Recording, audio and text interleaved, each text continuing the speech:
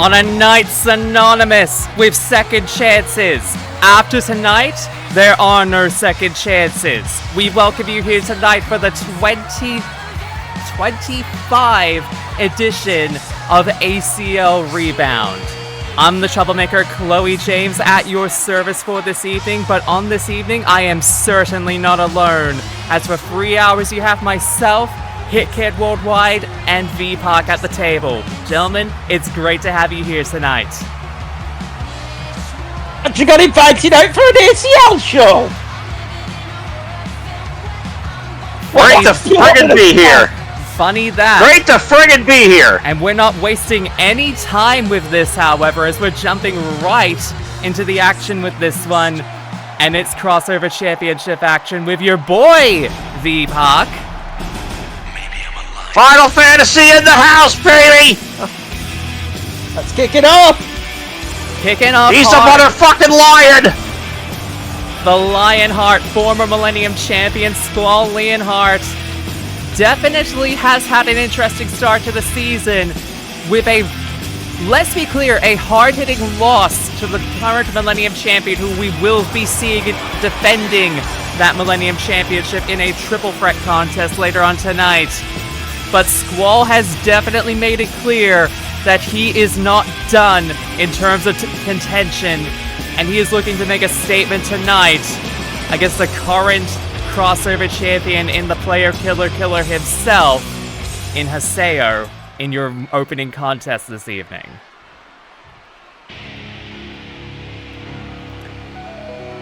Now, you two know exactly what happened back at the All-Star Grand Slam, if I am not mistaken, with the man that is about to come out here, and realistically what happened the entirety of last season. This man, for all intents and purposes, has had quite a controversial, let's say, past season and a bit. But it's been a season of growth, you could say, for him as well. A season of growth, Controversy be damned. I mean, I was talking about this on the last few millenniums, but Haseo walked into the Grand Slam 5, won the crossover championship, and walked into Grand Slam 6 and walked out, still holding that championship. A first for any championship in the All-Star Call League, as he walked in and out of consecutive Grand Slams as crossover champion. But tonight, one has to consider, especially after what we saw on the most recent millenniums with his interaction and an apology, that being said, with a former compadre of his in Tsukasa, one has to wonder if tonight Haseo is looking to make a statement of intent that maybe he is trying to make it worth it against Squall here tonight, and especially as the opening contest of this evening here tonight in Toronto. Not only that, think about this. Squall Lionheart has been, near the pinnacle here in ACL, if I'm correct. Yeah, he has!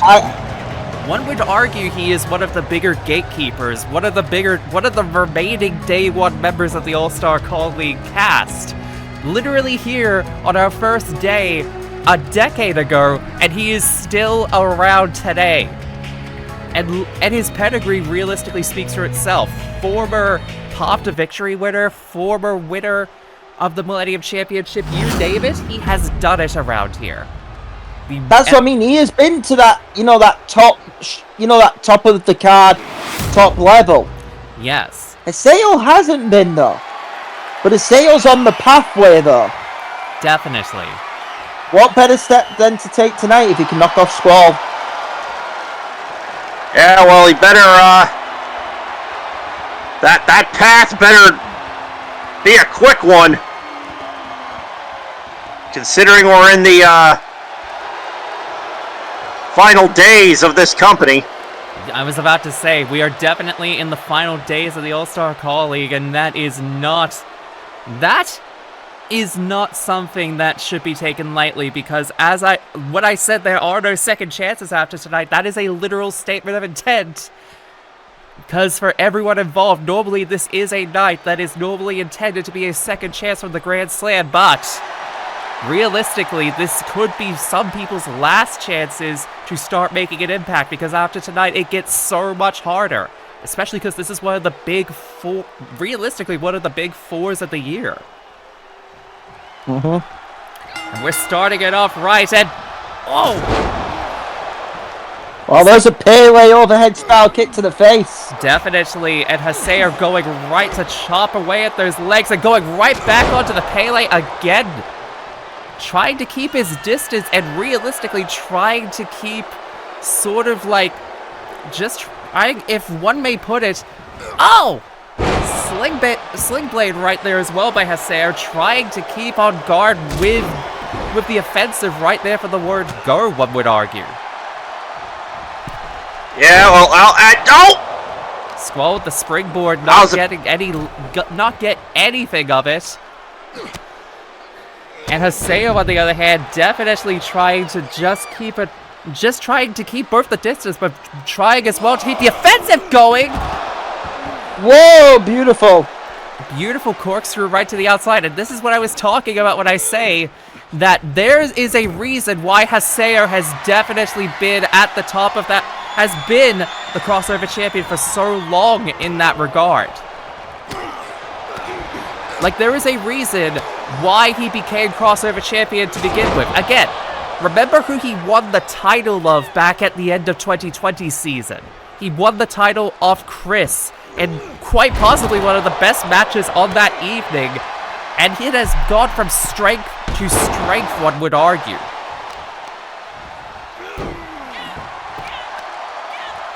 But yeah, right now, Squall is back in control. Yeah, I was about to say, speaking of the strength aspect to it, Squall simply just pummeling into Haseo with those strikes to the head. Definitely looking to at least trying to wear down on Haseo for good measure with that one. Landing. Not only that. Oh, go ahead. Yeah, I was just gonna say, landing back to back, literally, mind you, from that corner, just like that. But you were saying there, Hit Kid. Not only that, let's just say the truth here. Squall knows his experience. He's been here. Oh, absolutely. Yeah, he has. Again, we were literally talking about it not even a minute ago, but Squall has been here literally from the very beginning of this company. If there's anyone who has seen literally everybody in this company, it's this man, because he's literally seen everyone come and go, so he knows exactly what to be looking out for, and he knows exactly what to be putting the focus on in terms of his opponents right here, and especially on the part of Haseo. Haseo back in the ring. Gonna get back in the and ring now, and Squall back on the attack. Squall going right back onto the assault right there, and it's realistically been a pretty even game so far between Squall and Haseo from the word go here. Oh, and down goes Haseo. Down goes Haseo just like that, and Squall following it up with a beautiful elbow from the top. Only a 2 count though. And as you see, Squall Leonhardt still on the offensive. Still firmly on the offensive with this one here, and well, it was only a matter of time. Who wants to be the one to call this one? We got a bleeder! There we go. Trying to put his hard way on the head like there, but going for the crossface does nothing. But Haseo following up. 1960 out of nowhere right there by Haseo. Drilled it. And looking to put an end to it immediately. Right there with the terror of death. 2. 1, 2. Not enough. Not enough. Realistically making it clear with that one against Squall here tonight. Squall going immediately right back onto the offensive here.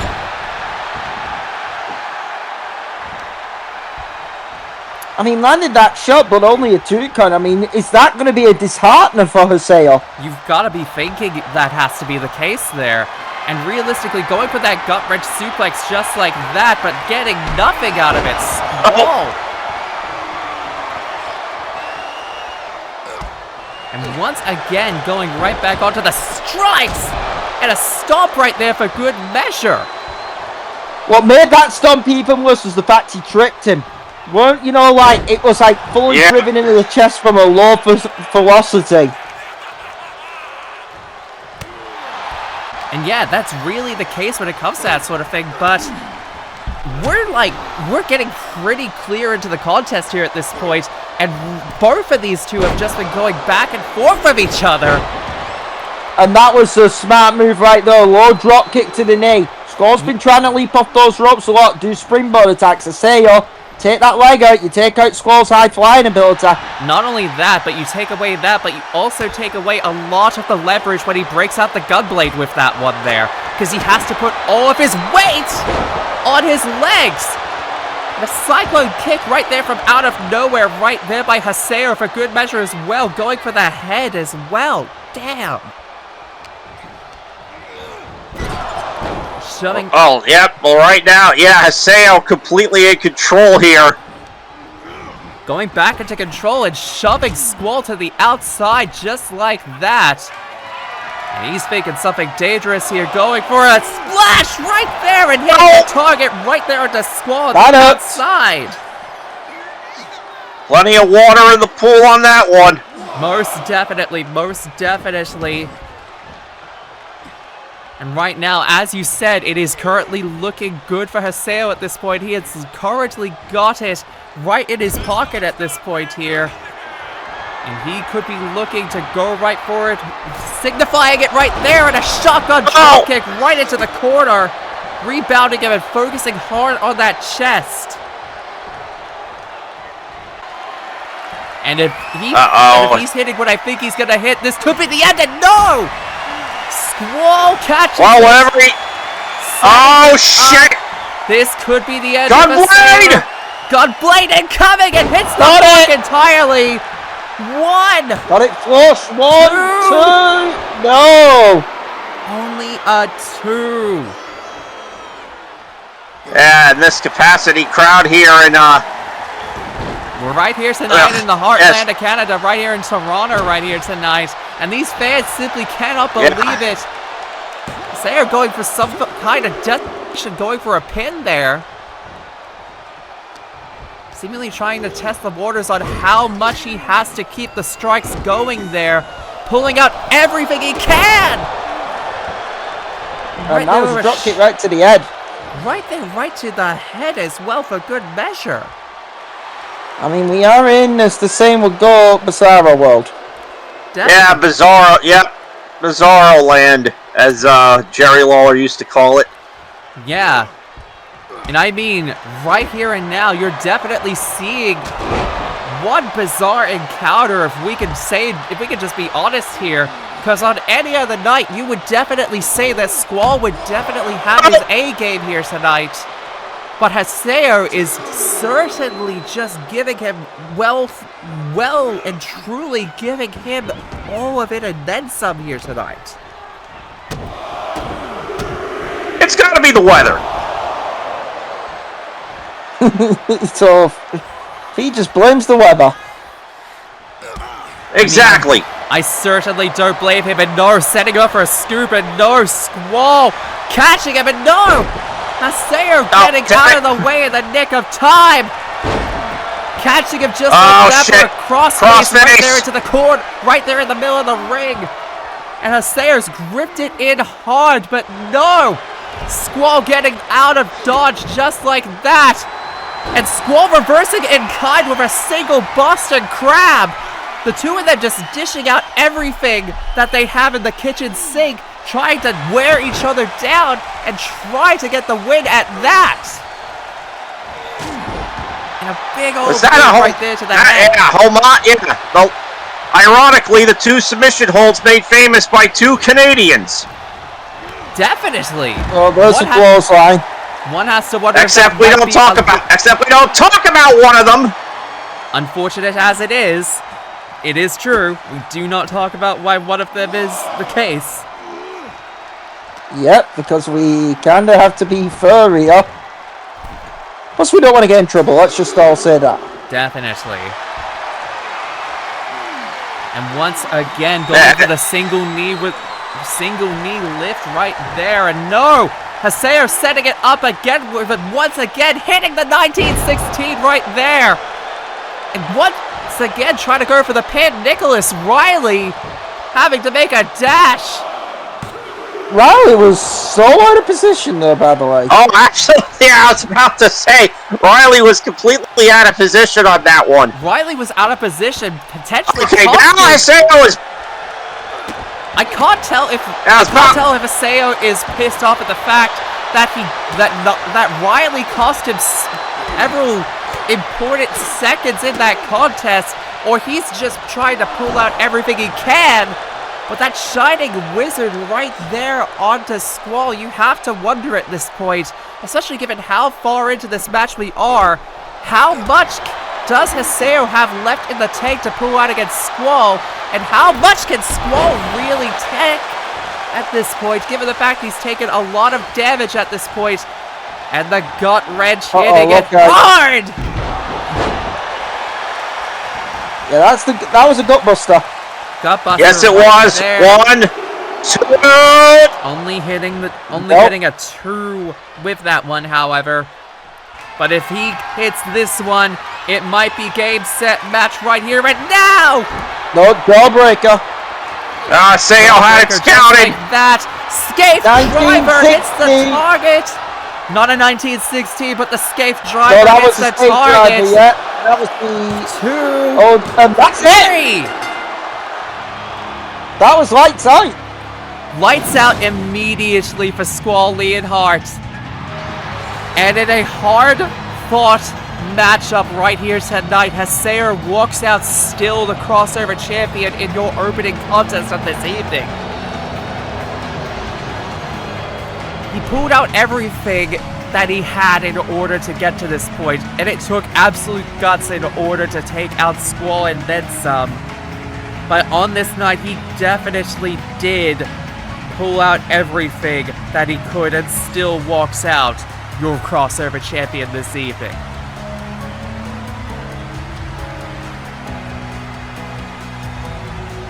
One realistically has to wonder, like, that is just the opening contest here this evening, right here tonight here in Canada. And we are getting set for yet another big match for the Millennium brand right here. As if I'm not mistaken, we are about to see the Millennium Tag Team Championships decided as the Orochi clans of Rugal and Orochi defend against Keith and Lance, the legendary defenders, here tonight. I mean, good luck to Keith and Lance. Certainly a bit of a mismatch encounter, but let it never be said that Keith and Lance haven't faced off against the odds in the past. And tonight, they could be about to do it all over again. Oh, the Orochi clan's fucked. Yeah, you crazy? Well, I mean, let's put it like They're this. fucked it! Well, I will certainly say this. Keith and Lance definitely have an uphill battle against them, but the way they got this match was certainly one way of being able to earn it, because they faced off and beat Ron Masao Turbe and Ryoga Hibiki, the team of Dojo Saturbe. But you gotta wonder here tonight, especially given the circumstances behind how they got this win, and especially given who they're facing off against here tonight. Given who they faced off against in the past, their pedigree is second to none. But this team, on the other hand... Let me be clear, I'm not discrediting the skills, the legendary defenses of Keith and Lance. I'm not discrediting their skills. But for feedback to say that this team is fucked is a fucking joke. As much as you may not like these two of the all-time most dominant forces in not just ACL, but in general fighting.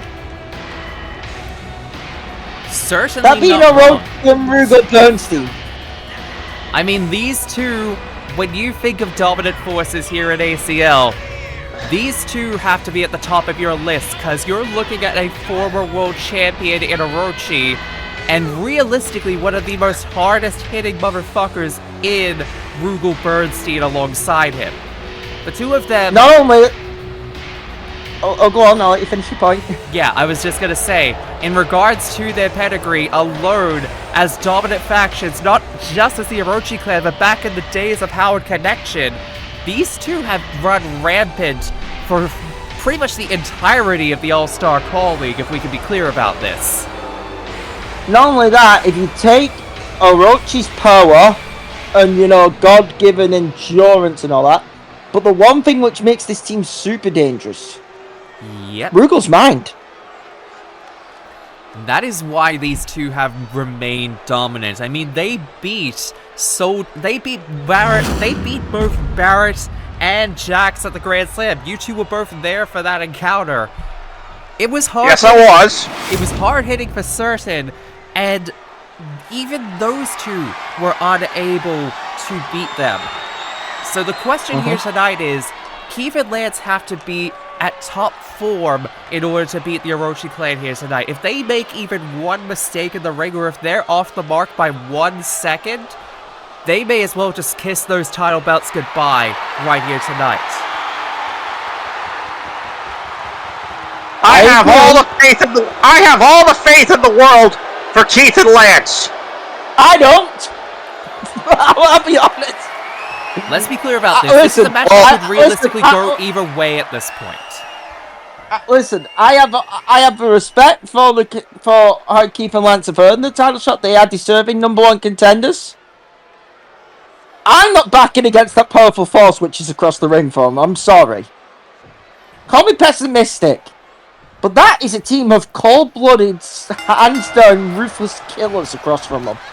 I mean, I will definitely say with that one, I do not blame you in the slightest with that one there. But Keith is definitely setting it off from the word go with that one there hard for the Legendary Defenders, getting a good early lead. This is what you really need against the Orochi clan here, and oh! 8-second ride, what you need is to get off to the bad start, which Keith has got off to. That's exactly what I was about to say. The Legendary Defenders gotta hit fast, gotta hit hard at the same time. And Lance don't get distracted. And Lance don't get distracted by the pretty women. Well, I mean, I don't think he's really going to be distracted by anything at the moment. He definitely wasn't really in the best of positions right there from the word go, especially in the case where Lance immediately got beat the hell up, and now Keith is getting quite a lot of bangers right to the chest right there. Lance biding his time, but no! Lance unfortunately not taking advantage of the situation, biding his time only to just get slaughtered right there when he went for the springboard. Well, he may have missed the springboard, but he's not missing that! Yeah! Sending him right into the corner, but not even getting a 1 out of that. Nope. Alright, I'll admit it's still too early. Pretty early is one way of going about it right now, and oh Jesus! Almost got put There in you the see, mat. look at that! Lance popped right back up! Lance And hit that Hurricane Rana! Popped right back up for Serge. Yeah. You've got to wonder how much with that one he's realistically going to be able to take, especially when you're dealing with the strength and power. I mean, Hit Kid may not have faith in the Legendary Defenders, but I'm ride or die with the Voltron Force. I know you do, V. And let me be clear, I'm not being disrespectful to the Legendary Defenders. I think they're a damn good team. I'm just looking at what's across the run. Bye-bye, Lance. And Good yes, God. definitely not looking good in terms of the combo between both of them with that one. Lance is kind of stuck right here at the moment. Especially given the fact that Orochi has been tagged in at this point, and he's pretty much the fresher of the two at this point here. Leg dropping him down at this point. And you think Rugel's powerful, Orochi's fucking godly with his power. Let's just be blunt. Yeah, and we saw a lot of these with palading right into the skull of Squall earlier, and Orochi is going right back into it, but no, Lance finding it out to try and sweep the leg at this point. And no, figured he was gonna. Well, I was about to say, I was about to say, I know what Rugel's capable of. I saw that King of Fighters CGI series. Turned all those people to stone. Not only that, but it's just his. Not just talking about his pedigree like outside the ring, but inside the ring as well. He's got some hard-hitting moves right there, and oh Jesus! Well, he missed. Lance saw it coming, and now he's got Orochi in the corner. Lance hesitating, he hesitated for a moment there to go for the tag. He should have made the tag. And he should have made the tag, and it could have cost him. Yeah, and I was about to say, Lance is definitely like being a bit more hesitant about getting the tags in with that one there. And that may be costly, and Orochi is taking full advantage of the situation with that one. And once again, bearing down on the strikes just like that. Because Orochi is dominating, and Lance needs a tag badly right now. He's getting beat up. Unfortunately, there's no way he for him to does make the tag. Yeah, I was about to say, right now, Lance is on an island all by himself. Definitely, and he is not looking good Oh, either. shit. A last ride there for good measure, just like that, and once again, not looking good there. Lance already busted open, making the tag right there, and Rugel back in action with that one. And realistically, Lance should be going for the tag. He should be trying to find a way to get that tag in immediately, but he's still trying to play hero at this point. And trying to get any amount of assault in as he can. And while he definitely got that roundhouse right to the chest, he needs to make that tag right now. Well, there you go! He made the tag to Keith. You got it. Definitely getting sacrificed. I was about to ask, is Troublemaker... Princess Allura is not in the building, is she? To my knowledge, she is not, but... Oh, Jesus! I was about to say, maybe that's why Lance is trying to play hero. He's trying to impress her. Well, I mean, even if that weren't the case there, V, I will definitely say something in regards to this. One could argue that, especially given the showing that Keith did on the first edition of Prime, trying to go up against Ranma in the first contest of the evening on Millennium for the season. I mean, we all saw it on that night. Keith definitely showcased and has been realistically showcasing as of late himself as a solo competitor.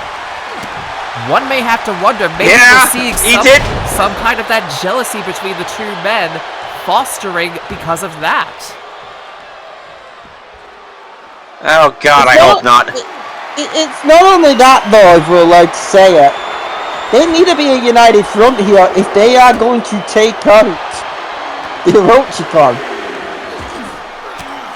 You definitely don't win a fucking handicap match against these two if you if you suffer communication issues and all that. You definitely cannot afford that realistically. Like, you cannot afford any kind of... You can't afford this when facing off against someone like the Orochi clan specifically. But I think we might have it in the bag with this one, because they may have it set here with the Mighty Roar. Mighty Roar hitting the target there, but oh my God, Rugel knows how. Rugel is right back up. Rugel is right back. It won't Rugel up. And like that, the Mighty Roar woke Rugel up. It did next to nothing against Rugel at that point there, and it's because I can safely say it with that one. Even with a rolling lariat right to Rugel just like that, it's definitely been one of those evenings here, especially with this match all considered, that they haven't had enough offense taking place against Rugel and Orochi, and they're suffering for it hard. Not only that though, it's Lance once again in the ring. How long has Lance been in the ring compared to his partner? Like, it's like a disparity of, let's say, like 6 or 7 minutes. Yeah, he's been in for the majority of this match, if we could be clear with this one. The two of them need to be on a united front with this one here, as it's been said, and it's not looking good because they can't get on the same page with this one. Like, you can see that Keith wants to get involved, but Lance is basically telling him not to get involved and to let him handle it. And, like, Lance may be suffering hard for this, and the referee is counting, and Rugal is basically just taunting him at this point here. Rugal's having fun. Come on, Lance, snap out of it! Thankfully getting in time with that one there, but... It's bad when the Orochi clan are having fun. Yeah, it is in not good. And, oh God, setting him right back down just like that. You might think that Make maybe the tag. Yeah, what the... Make the tag. There we go. That's the way. Make the tag. And wait a minute. No, not going for the tag again. What are you doing?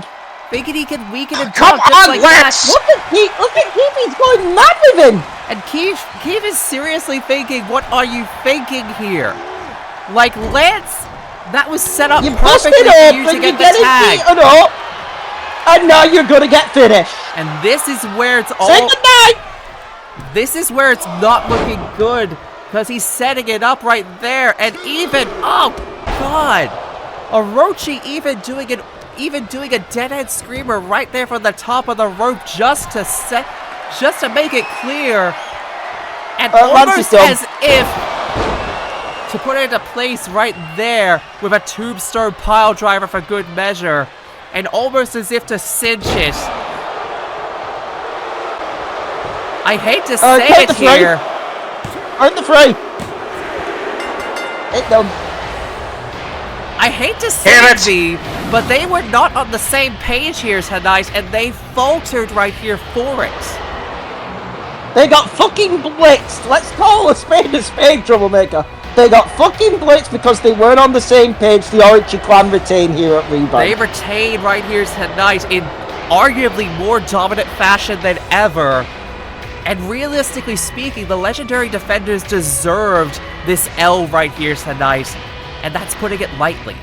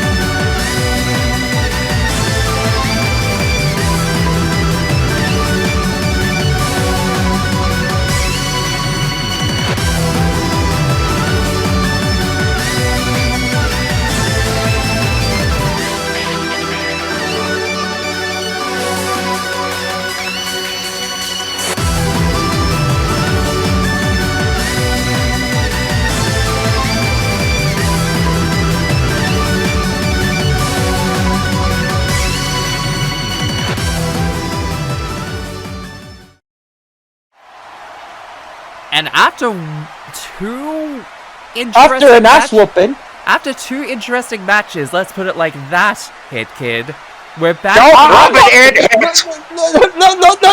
Here's the thing. I'm a fucking broadcast journalist. I'll call it how I see it. I get that we want to try and be kind. No, there's no being kind. Legendary defenders weren't on the game tonight. Lance should have tagged out a lot more than Keith. Let's be honest, spread the workload. They didn't, and they got destroyed, rightfully so. And speaking of tag team action, we're getting right back into it for Lioness tag team action. Our first bout of Lioness action for the evening, and it's for the tag team titles, and it's a rematch from Lion's Den 2 as Will and Hey Lin, the Guardians of Meridian, face off against Luz Nocita and Amity Blight.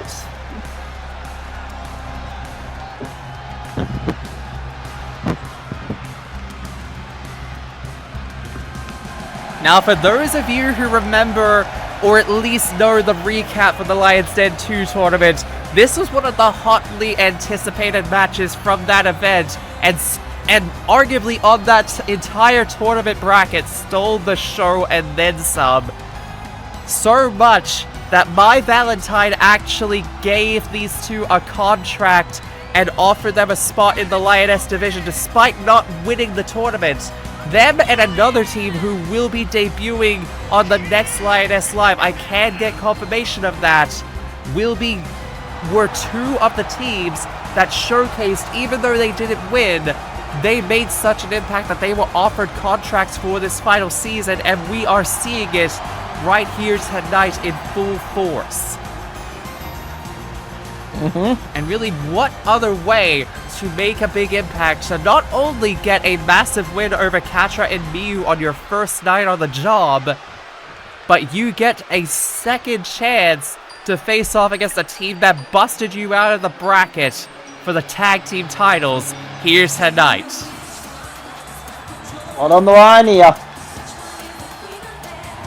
And here they are, Will Vandam and Haylin, the newly rechristened Guardians of Meridian, who took the titles from Project Eagermania in a fatal four-way ladder match that was absolutely chaotic, that included the still as of right now, Queens of Wrestling Tag Team Champions in the Arcadia Bay Ass Kickers and former Tag Team Champions in the Jet Set Grinders. I mean, the truth of the matter is, those tag team ladder matches are always so dangerous. They are, to put it bluntly, like a lotto, if I'm allowed to say it, like a roulette wheel. You need a lot of luck to win those matches. For the Guardians here tonight, this could be, about cementing their reign, giving it validation if they're able to retain it tonight over Lunatic. Definitely. And I mean, these two teams know each other very well in that regard. So let's be clear about this. These two teams are no strangers to each other. So it's all just going to be a matter of, are we going to see the exact same result from the Lion's Den tournament happen again, or are we going to see transitional champions in Will and Haylin here tonight? And I mean, it's certainly not unfounded that we have had transitional champions happen here at Rebound. Famously, transitional champions have occurred in Blake Belladonna as Solar Star champion, and infamously, Neji Springfield, who got bested by Ken Kaneki for the Skyhigh championship, who we will be seeing later on tonight as he seems to make a transitional champion out of Terra for a second time. But as we get this matchup underway right here and now, it's definitely full on as Will Vandam and Luz Nocita are starting it off right here on both sides.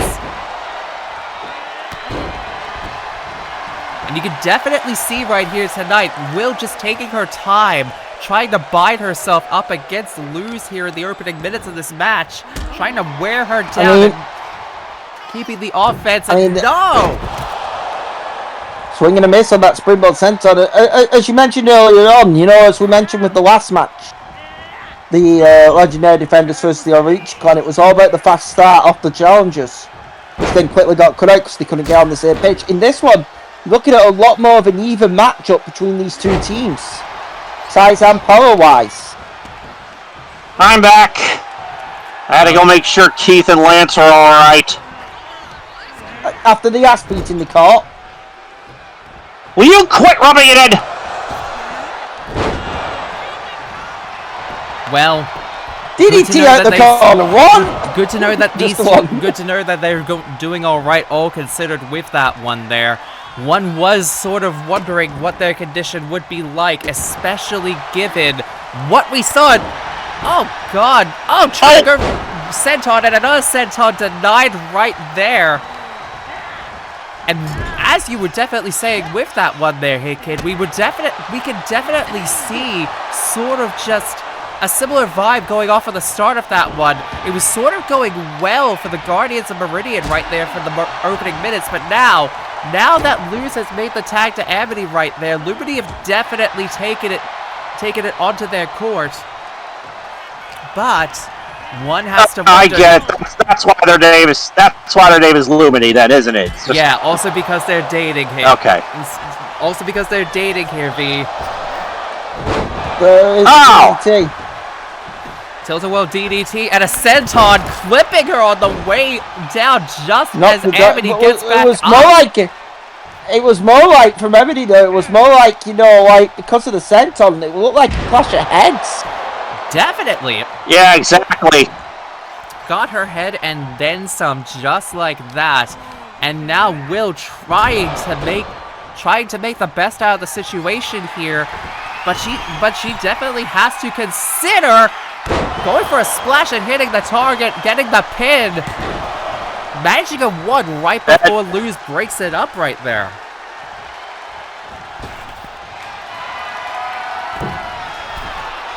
And that's good tag team wrestling here, and partner gonna bring in Amity here? Yeah. Yep. Kaylin bringing in Amity just like that, missing the target on that senton just like that. But you have to imagine that. But Will definitely trying to go for the pin with that one. But Amity on the other hand did not with the head toss. And two tags now being made. Haylin going for the strikes, but Luz intercepting it just like that. And going hard on their strikes there, getting her in deep and socking her right in the forehead with that one. That's a side Russian leg sweep. Oh. And yeah, and Haylin nicely done there. And Haylin is definitely the freshest out of everyone in this contest so far. And it's showing very well in the way that she is able to just counter Luz in that moment. Throwing her over and... I don't think the Pescado to follow up. I don't think I ever saw anybody counter a drop toe hold like that before. It was a beautiful counter, managed to get... Definitely an effective way of being able to counter that drop toe hold just like that. What an all right to the back. She managed to dead her own weight. Yeah, definitely. Which makes it, you know, really impressive. Definitely. Haylin definitely making up for the more slower start by Will right there. And definitely showcasing that while she is more the high flyer of the duo, she can get down and dirty when absolutely necessary. We're seeing it in full force right here tonight, and right here as we're still, one could argue, within the opening minutes. And oh yeah, using the ropes as leverage and just cranking the neck right there with her foot. And that's like bare bone as well, hitting it just like that. And exactly. Luz, on the other hand, throwing her just like there in retaliation.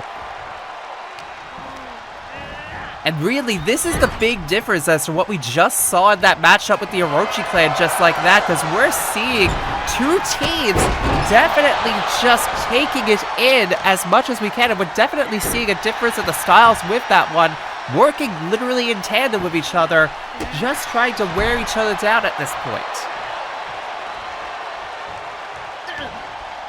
And like, yeah, I don't mean to keep on harping on that matchup we just saw, but out of the two tag team encounters that we've seen here this evening so far, we're definitely seeing it's night and day between the two in the opening minutes alone with this one here, especially as we're about to see a tag right there by Haylin to Will, bringing them both into the contest and flipping over Luz for good measure with that one. And right there. By the way, I'm not apologising for what I said. I'm just letting it be known. There's a hit. Right, yeah, I know you're not going to apologise for what you said. And a beautiful handspring right there with a drop kick just like that as well. Just quit rubbing it in. Well, I mean, it's not a case of rubbing it in. It's more just making a point, one would argue, with that one. Yeah, that's what I'm doing, and I love to make points. And it can be... and that was a mistimed Pescado. Didn't get enough height on it. Right there by Will, definitely missing the target right there onto Luz. And Luz is going to take advantage with a DDT. Taking advantage with that DDT right there. And that was looking dangerous as the two get right close to those steel steps right there. And just as I say that... Just as I say All that, right, to the they're steel brought into play. steps. This ain't looking good. Oh, Hitting the target with We're that elbow loose. drop, however.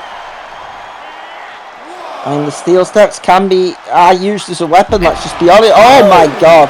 oh. Landing Luz right with the back right there with that sliced bread, just like that. And right now, Will has definitely taken control on the part of the Guardians of Meridian, and she's looking to break it out on her arm. Oh boy. Phantom Nader hitting the target right there. Cover here, but there you see Amity. Amity? Amity, yes. Yes, Amity. Okay. I got the name right! You're getting better about that, V. But regardless, I know the point you were about to make. Amity was still in play with that one, so Luz was able to kick out of it. And that is really the key function that realistically took that that realistically just made all the difference. And no! You can see that Haylin was trying to go for a spear there, but Luz just got out of the way. And right there with she didn't get out of the way of that one. Didn't get out of the way of that whippersnapper just like that. And Haylin now only managing a 1 on Toulouse with that one. Feeling the confidence factor and then some like that. I don't think she's realizing, realizing just in the nick of time as to what was going on with Luz trying to make the tag to Amity again. And that jawbreaker right there for good measure as well. And And dropping her with the neck breaker. Dropping her with that neck breaker just for good measure as well. But it's really it's not really looking good on the part. It's not really looking good on the part of Haylin with that one. If they're going for what I think they're doing here, this could be dangerous. Titans fall hitting the target right there onto Haylin. 1, 2, No, just the 1. No. Only a 1 with the Titans fall. Yeah, that one is.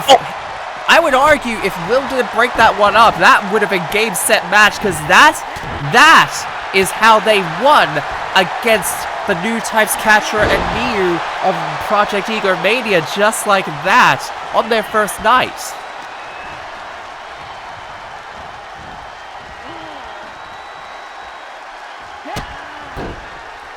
Hello. And once again, there's going a choke right over back the middle rope. Going right back onto the neck cranks for good measure as well. And now Haylin going up right top, on the faking for something dangerous right there with that elbow drop.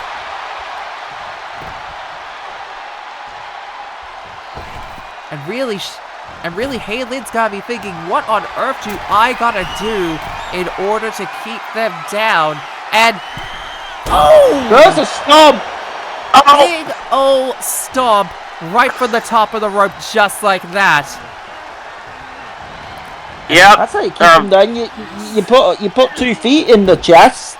Definitely. And once again, makes me think of the. I was about to say, makes me think of the time that my cat jumped out of my stomach. Why on earth would you think of that of all things with that one there, B? I'm about to say the cat probably went flying. Yeah, the cat jumped like from my display case onto my chest. And once again, making the tag right there onto Will, getting them in there.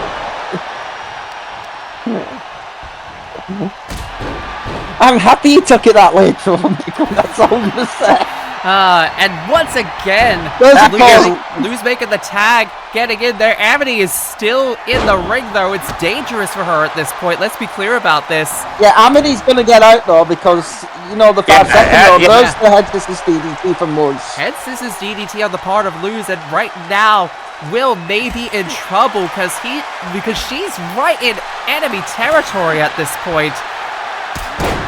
Yeah, she's in the Luminity Court. She needs to get the hell out of there. She needs to. Oh God! Right there, right there, just like that. And that's teamwork right there. Throwing her into the corner, getting a slap, and getting an eat defeat for good measure as well.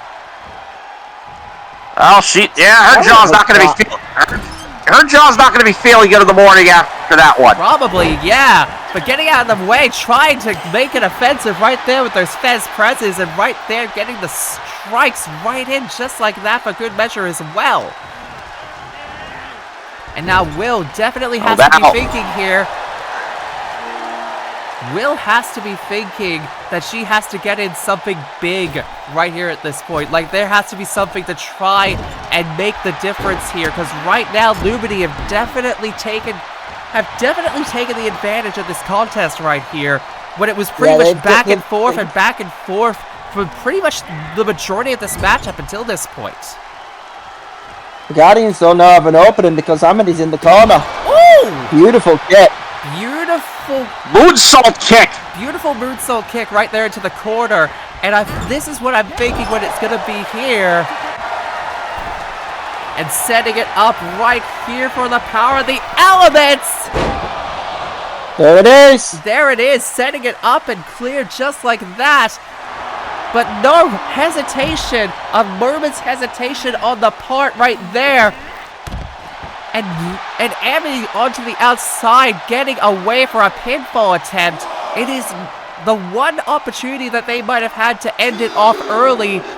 And now they're paying hard for that hesitation. And oh, Jesus Christ. Oh! Just sending her like right into the barricade. Sending her head first right into that barricade just like that. They may want to consider that they want to actually bring... They may want to bring Haylene into the ring. Where is Amity going? No, lose! Oh, it's moved in. Amity may have landed really hard.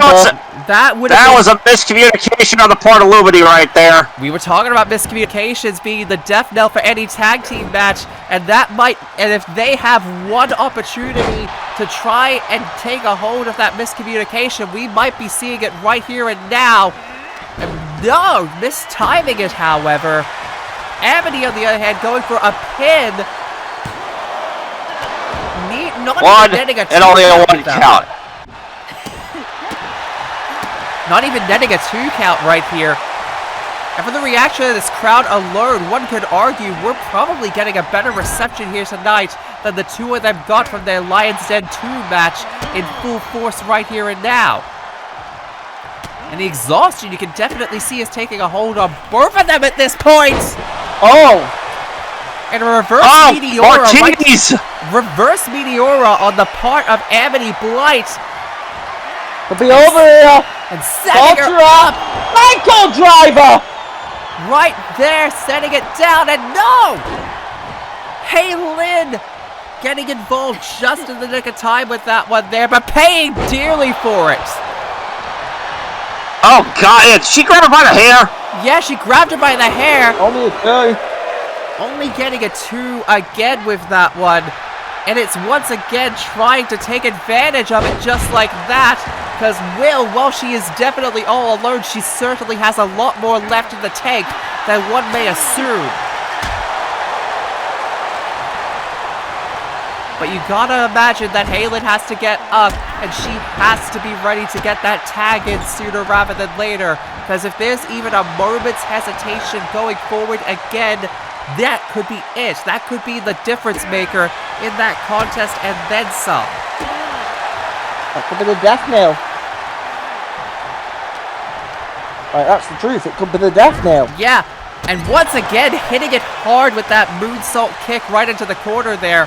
Literally trying to go for a second time around with that one, going for it one more time. They could be thinking a second run of the power of the elements right there. And flipping them over just like that. And they have to take advantage of it just like that. But once again, the hesitation might be the killing point right there. I don't think it's hesitation, however. I think Haylin's got something in that tank with that one. Tilt-a-whirl, backstabber, beautiful backstabber. And Haylin is trying to make sure. I think they realized the difference maker was that maybe it wasn't enough. But I think she went for that. They're trying to get rid of Luz Nocita from the equation here in that regard. Because they know even if they get that offensive in, if they have Luz still involved with that one, And once again, How many rolled out? Yes, that's a smart from Amity there. Rolling to the outside. Once again, using perfect ring position on the part of Amity Blight, just like that, to take full advantage of the situation. And going up top, what on earth is Haylin thinking here with that one? Big slicing leg drop, spiked her. Spiked it, letting go with the pin, realizing Luz is Get still rid of a factor Amity. with that Smart one. move, got rid of Luz to stop the save. Amity got spiked, and I think she's out. Yes, she is out. The combination of strikes with the power of the elements and that spike from the leg drop from the top, that is what was needed to get the win here tonight. And the result is the exact same as the Lions Den tournament. Will and Haylin still your Lioness Tag Team Champions right here tonight. 2-0 against Lumity in tag team action here tonight. They are not yet your provisional tag team champions in that regard, but they have made a clear statement with this win here tonight, and especially a message to the entire Lioness tag team scene as a whole with this win right now, one could argue.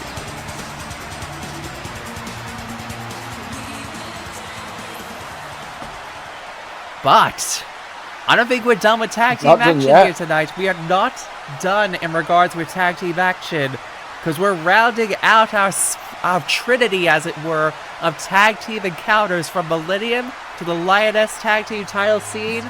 We're getting right set for the Prime tag team titles right here and now, as the current reigning and defending tag team champions Davis and Ty of the Digidestined are set to have their first defense as a duo here tonight, as they face off against old foes in Joker and Skull and the Phantom Thieves.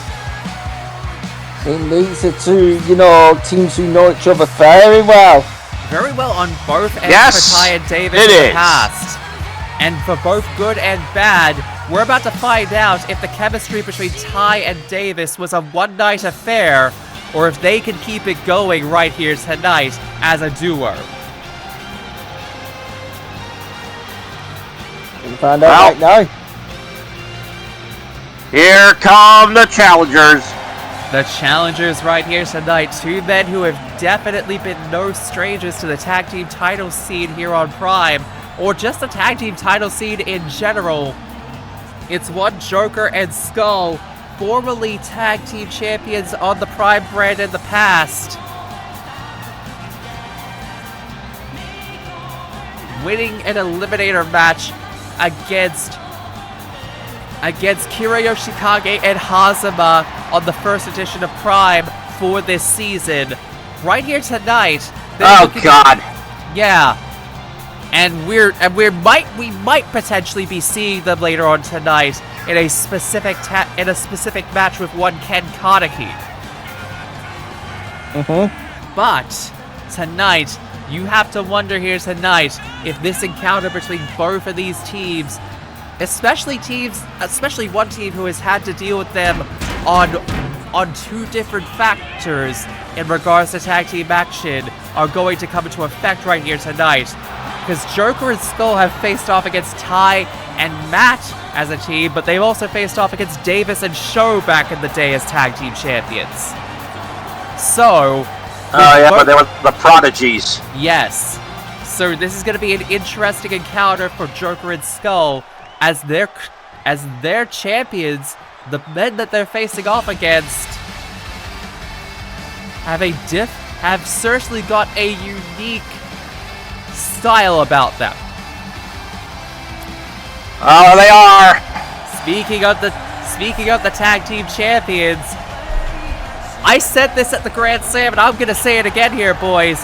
If you were to tell me that Ty and Davis were ever going to be on the same page, let alone be tag team champions, I would have laughed at you like several years ago. But yet here we are in a timeline where we're finally seeing some healing within the Digidestined. Two men who faced off against each other due to misunderstandings in the past, tonight, they have their first defense as tag team champions to make a statement of intent as the tag team champions here on Prime. And one has to realistically... It's strange how the world works out, isn't it? I mean, we've definitely seen stranger things here in virtual wrestling.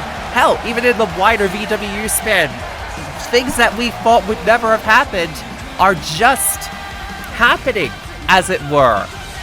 And this tour right here is something that I never thought I would ever see happen, but by God am I happy to actually see it happen and then some, especially with what we are getting right here tonight.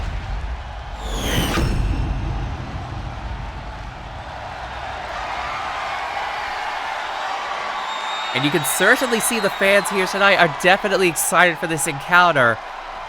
But you can see right there, and we're about to get to them, you can definitely see that the fans are drilling a hole with their eyes right into Davis standing right beside Ty right there. And for good reason as well. Because let's be clear about this. While there was definitely some worries on Ty's part with that one, as you can see them holding over the belts, there is still some concern over if Davis is going to be remaining true to his word, and if he is going to be remaining true to his intent as Ty's partner here tonight. Gonna find out right now. Definitely gonna find out. I like to have faith that that is gonna happen.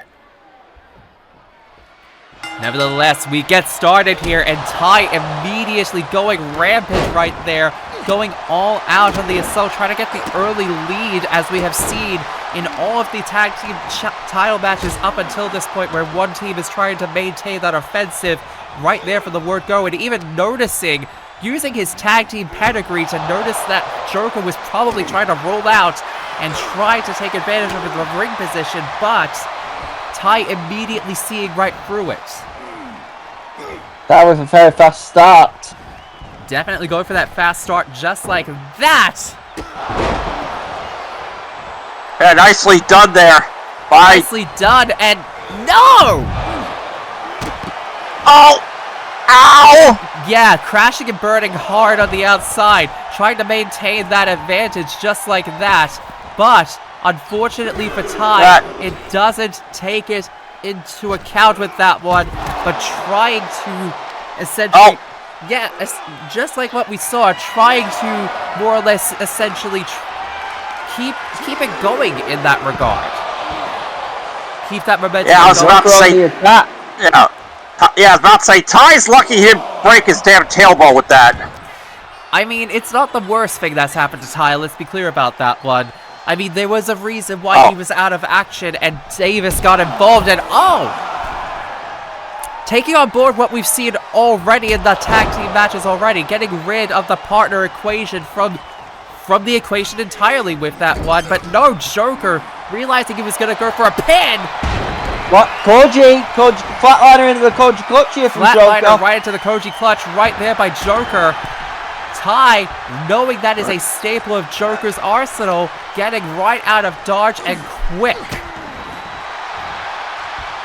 Yeah, as you can see, working on the arm of Joker. Yeah, working on that arm hard with that one there, trying to keep that into account, because he knows that one of the hard... Because again, the tag team move between Joker and Skull, the Grand Heist, does involve one of the team members needing to lift up the opponent in order to have it happen. We saw that when they won the titles against Hazama and, well, when they won this opportunity for the titles, I should say, against Hazama and Kira on Prime. Thank fuck for that, because fuck Hazama. Definitely. Forever and always. Definitely.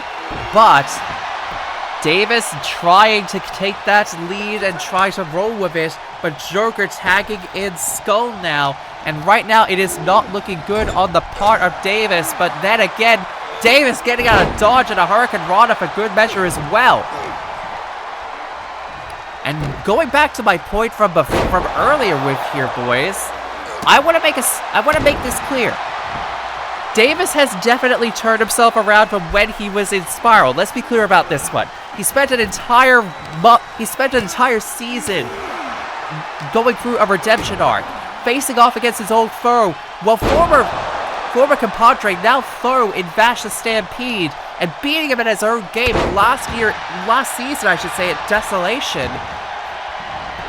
And right now, while he's not looking good, only getting a 1 right there by Skull, you have... Meanwhile, the problem with Vash right now is he's a goddamn, put it blunt, a loose cannon maniac.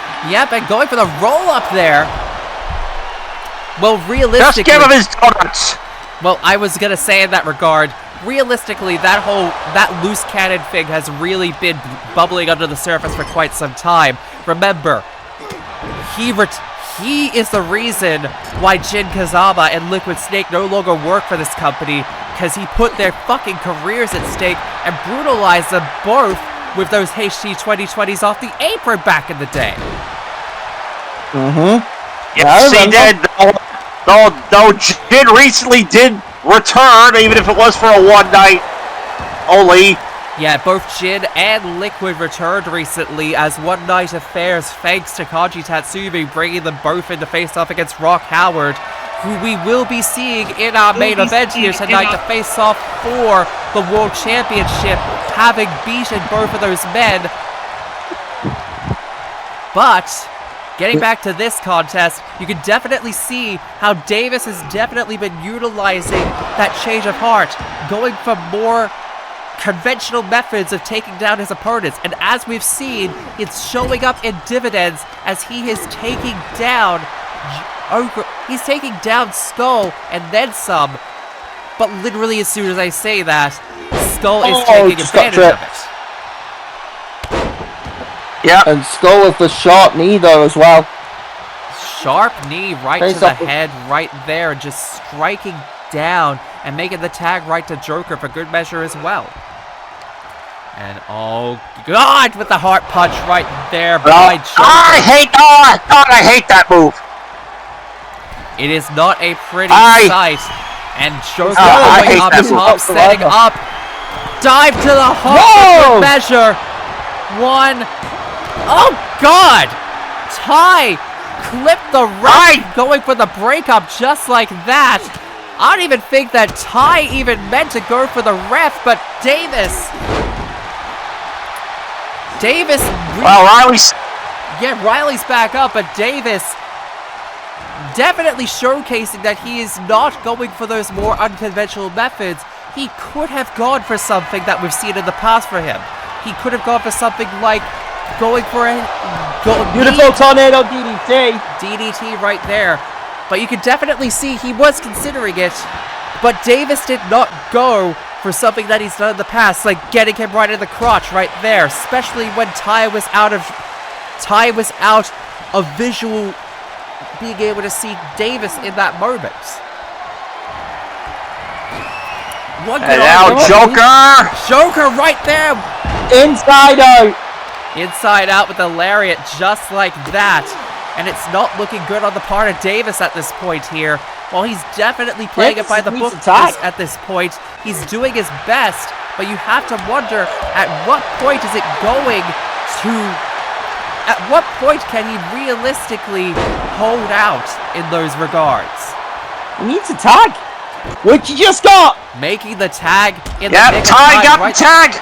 Ty making the tag just like that. No! No, Rolling Thunder. Oh! Rolling Thunder does not hit Joker had that scouted. Like that. And oh now, god. I need a textbook to pull that off. I mean, that was going inside and out and then some, just like that, and a super kick right there. Right there by Ty. Trying to keep Joker down and then some. Is he faking a courageous frog splash from the top just like that? But no, Joker's back up, axe handling him for good measure as well. Yeah, crowding Joker across the top of his head. Though I think the mask probably protected him. The mask protecting a lot more than just his identity and then some. Then again, Joker is not looking good here as Ty using the rest to his advantage here. going right back onto the assault one more time. But no! Joker getting out of it and then some, but no! Davis thinking he was trying to go for the shot of the Joker, but it did not do anything onto Joker just like that. And he's thinking of going to Do we know who's under the mask? I don't know. Could be anyone, really. So you're saying that could be Clark Kent? I mean, let's just be honest. It's one of those you don't do. Yeah. I mean, if they I think want their it's the identity same to remain a secret, And follow to customs. 1, 2, no. I would argue it is the same rules as a luchador's mask. You do not pull off the mask to reveal who is underneath it. I mean, hell, one day you may debut as let's say El Grande Italiano, but we wouldn't call you FIFA because we don't know who you are. Okay, that was pretty hilarious. I know, with the Rolling Thunder. Rolling Thunder right there, but is Ty gonna be able to make the steaming courageous it. frog splash? Oh, what a leap! He actually got it with What a that. leap right What? there! No. But the positioning was not in the favor of Ty Kamiya just like that. The fact that he even did that in the first place, the fact he could make that. He went halfway across the ring to land it. That was awesome. That was amazing. Hey, let's put you in a mask and call you the spotted dick. Yeah, he's pissed with me over that. Oh, I got him so good there. Davis back in, backbreaker, neckbreaker. Backbreaker right into that neckbreaker, just like that by Davis. And Davis Super kick. hitting him hard with the super kick, just like Something that. like done here. El Grande Italiano. Wait a minute, I don't think I've seen Figure Davis four. pull this out before, pulling out a figure 8 for good measure, just like that. That's Locking a it figure in four, I'm about to hard say, on no, the Joker, just like that. And while it may be Joker's close, struggling. Joker is struggling with that one. He's been taking a lot of damage onto the leg all match. Like, you have to wonder. It's weakening him down at least, but Joker willing himself away from that figure 8. And able to a credit Joker. Reversing the pressure. Reversing the pressure onto Davis. And yet, it is not looking good onto Davis. But no, I say that Davis getting out of dodge just again. Landing on his feet out of the half and half attempt. And now Davis looking to try and keep the momentum going. He's probably the most beat up of the Digidestined duo at this point here. Joker, on the other hand, taking advantage of it, however. Hitting hard with a DDT, spiking him hard for good measure with that one. So yeah, Joker's got to get out of there. Get some rest. Let Skull take some of the Skull taking some of the in-ring work. Here. And a modified power slam for good measure there. The ring position not good on the part of Skull, however. I don't think he was really focusing on that as he's flinging Davis into the corner again. And no! If Skull was thinking for Grand Heist there, I think that was a failed attempt at that.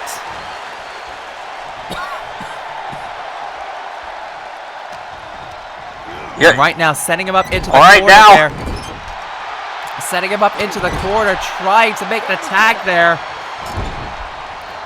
Well, he does make the tag. Ties back in. Ties right back in it. Shot to the midsection. And really, this is where we're seeing the complete opposite of what we saw earlier, as Walt was definitely kind of all over the place in that regard. We've definitely seen two teams working in tandem, and while they are still working in tandem, it has definitely been all on the part of the Digidestined, aside from a few key moments right there by the Phantom Thieves in that regard.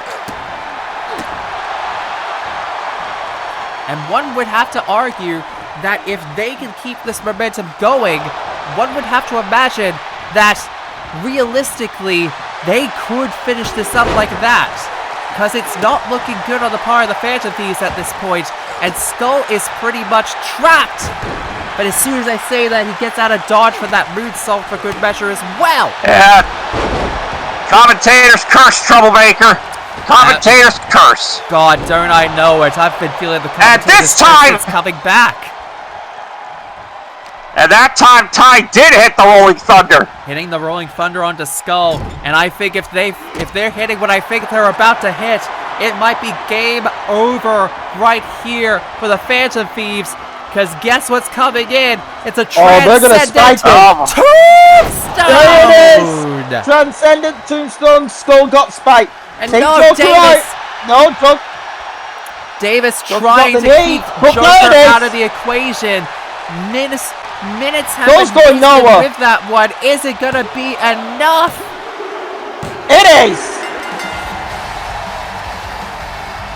And the Digi-Destined retain their tag titles.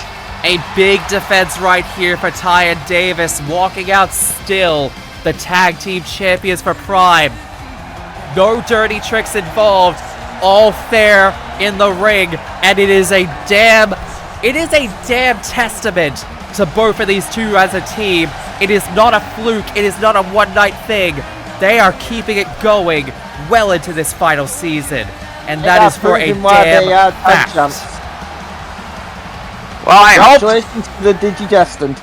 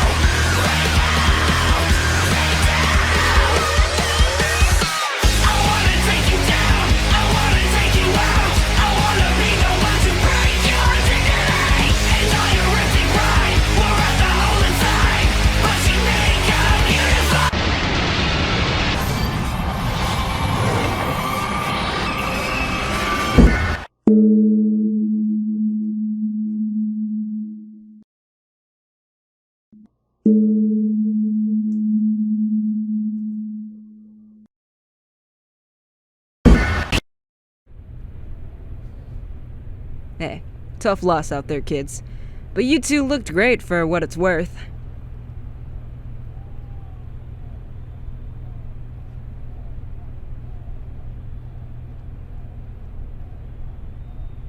Look, it's a bit like that sometimes around here.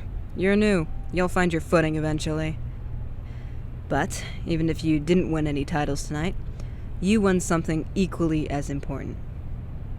My respect.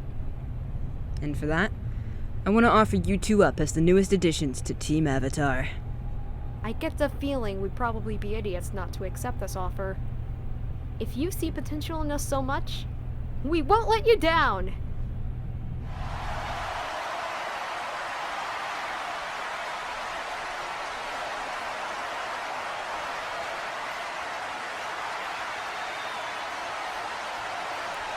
And in what has already been a very interesting night here in Toronto, we welcome you back here tonight here for Rebound, ladies and gentlemen.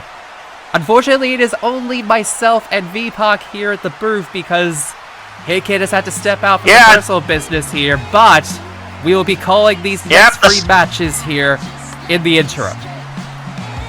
Yeah, the spotted dick had to go step out and handle his own business. You save all these comments when he's not in earshot, I love it. But, getting set... Oh, I'd still say it to him if he was here, but...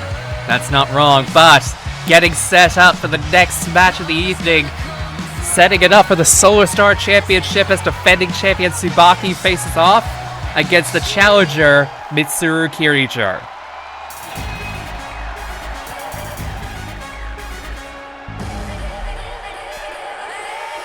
Now one could definitely argue... Here comes Mitsuru.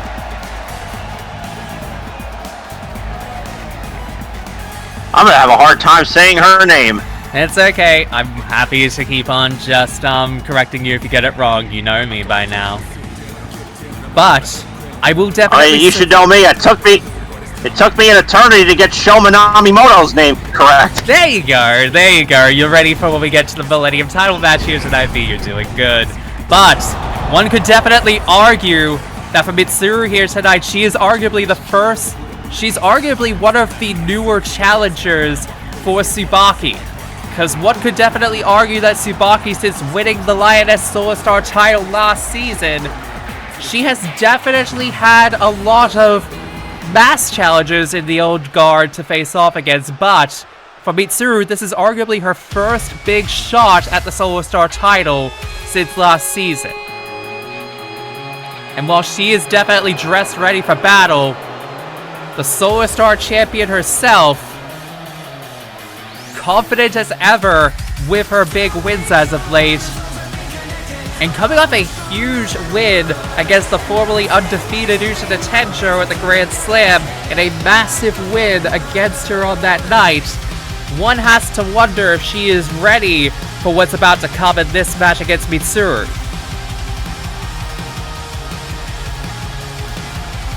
Well, if the past couple of weeks have said anything, she seems more confident than ever. I would definitely agree with that one. Hell, her confidence has shot up since the Grand Slam and that big win against Utah, and really the entirety of last season in general. Especially just with the wins after wins after wins and those big defenses. So you have to wonder if here tonight she's going to add another notch into the repertoire right here and walk out still Solar Star champion.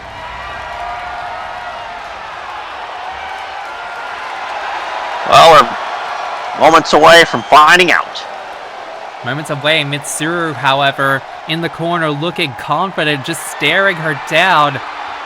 And you can definitely tell that dressed from her attire, she is ready for battle here tonight, as she's fully decked out in the C's attire. And right there, Tsubaki once again showing off a bit more of that newer confidence of hers, showing that she is ready for what's about to come here tonight. Happily sending it over to Nicholas Riley there, who's just making sure that they're both good for that one here. And here we go.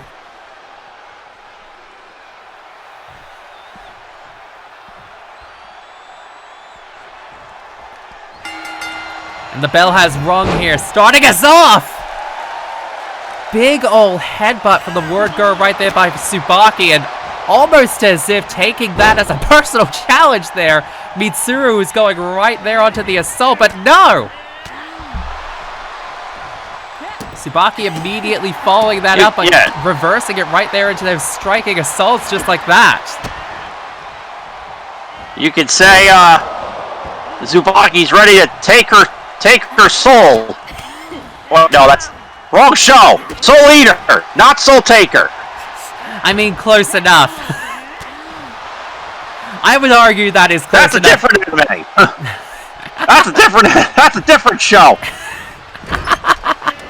I get where you were coming from with that one there, V, don't worry. But yes, one could definitely argue... It's been a while since I've seen that show. That is all good. But one could definitely argue here tonight that Tsubaki, while she's definitely been pulling out a lot more moves like this in this regard, ones that many people have definitely been stating that, I guess one could say that she is, falling more into, like, going more into the darker side of confidence. One, you cannot take it away from her that she has definitely been using it to her advantage in these last few weeks. And it's showing off well in ring right now as a result of that. Well, there's a fine line, though, between confidence and arrogance. And I sure hope Tsubaki knows that. One could argue that she, of all people, should be able to know that, given the fact she had Black Star as a Meister for a very long time, lest we forget. Granted, that is agree his redemption in regards to that one, but I would definitely argue that if there is anyone who could definitely have themselves be at the precipice of that, you are seeing Tsubaki, someone who could definitely, I would argue, know where to kind of just, just not go to that distance, if that makes any sense. Yes. Mitsuru And on the other... Kamagoye right there by Mitsuru. Mitsuru, I would argue, is definitely giving Tsubaki a run for her money in this match here. And setting it... And now... God damn, arm trapping it with the crossface just like that. But... No, Tsubaki able to escape out of it. Too early, one might even argue, in regards to what is happening here. Tsubaki going up top, but is she going too early? Hardline dropkick right there from the top of the ropes. And wait a minute, setting it up in a... Oh, and a gory slam just like that. And springboard crossbody splash. The crossbody splash right there right into the middle of the ring with Mitsuru just like that. And I would argue that she has definitely taken her time, because normally when she's pulled out that gory slam, she's immediately gone for the pin as a result of it. But instead, Tsubaki is looking to just continue to wear down on Mitsuru just like that. And Mitsuru, as if in response, is saying, I'm going to make you pay for not going immediately for that strike. As now, no. Oh! Tsubaki tried to fight back and Mitsuru made her pay and then just fell on the outside. Wanted to make her pay, but unfortunately crashed and burned for good measure on the outside. I would argue that it is making definitely making a massive dent in Tsubaki, however. But one has to wonder just what on earth is Mitsuru thinking here with not immediately going for the hard-hitting strikes just like that! Once again, commentator's curse coming from me again, like it has a lot lately. And now, running the ropes. Ducks underneath, leapfrog. No! Drop kick blocked. Blocked it just like that, and Mitsuru's taking full advantage of the situation, but no! Code breaker from out of nowhere by Tsubaki. Going for the pin. Yeah, I was about to say, I think I saw a tooth go flying towards the fans after that spinning backhand. Not wrong. Not wrong in that regard.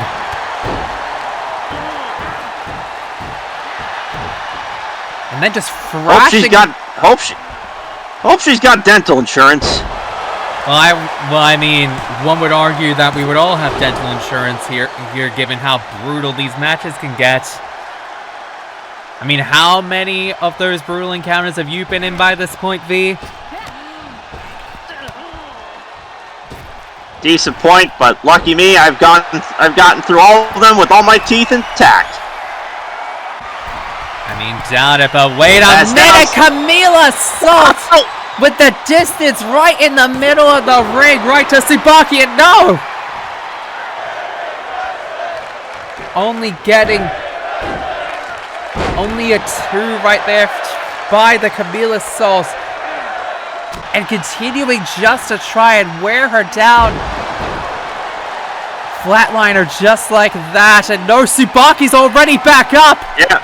And oh god, right in the middle of the ring with the Gates of Tartarus. Gates of Tartarus. No, only netting her a 2. That was right in the middle of the ring as well. Perfect ring positioning right there. Just going for the stomps.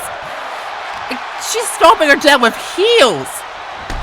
Heels, mind you. And oh, God.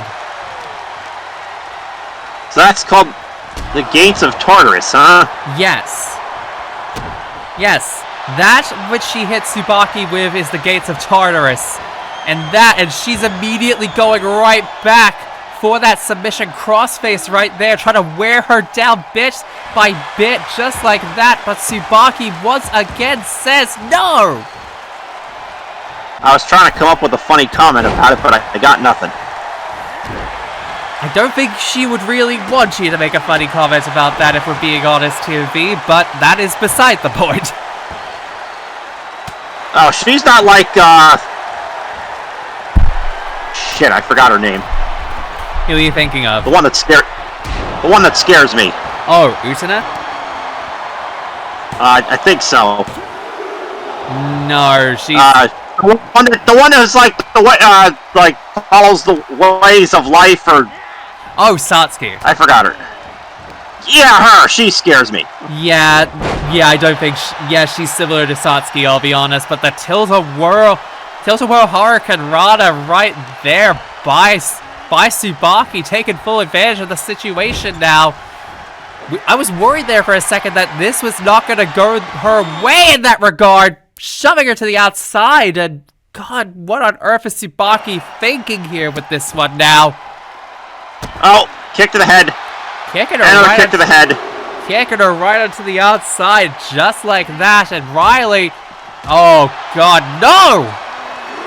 Whatever Tsubaki was thinking on that apron, whatever Tsubaki was thinking on the barricade, Mitsuru's got something else in mind, and oh, Jesus Christ! Oh! V, have you ever been hit in the head with a heel on the side of your head at all? Cause, I'll tell you from experience, that shit hurts, and goddamn, especially at that angle. Do I want to know why that happened to you? Kind of a long story. I'll tell you about it when we're not being recorded. Okay then, 1, 2.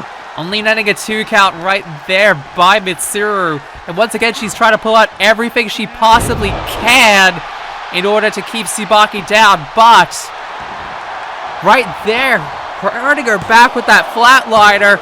2.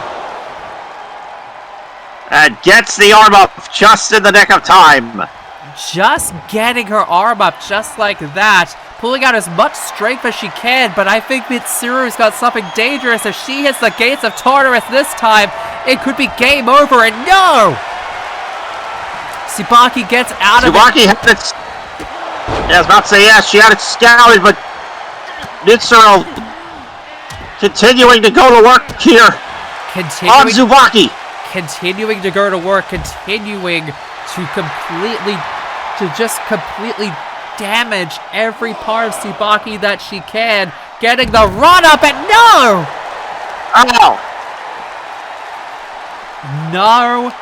No water in the pool that time, and oh God, and the gory slam. The gory slam. I think after that, I think she's gonna wish she was in a pool. What? You're not wrong. Definitely not wrong in that regard. And it's not looking good for Mitsuru here. One after the other with a Camille assault. 1, 2, 3. It's over. Tsubaki netting a massive win tonight. Netting a massive win here tonight.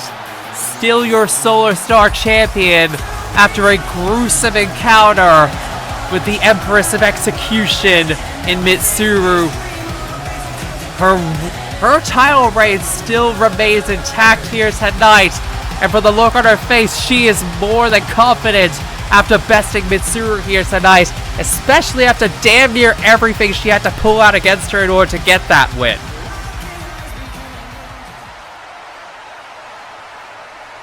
And really, one has to argue that with that alone, you can't imagine that... You have to imagine that Tsubaki has to be riding that high, especially after everything involved.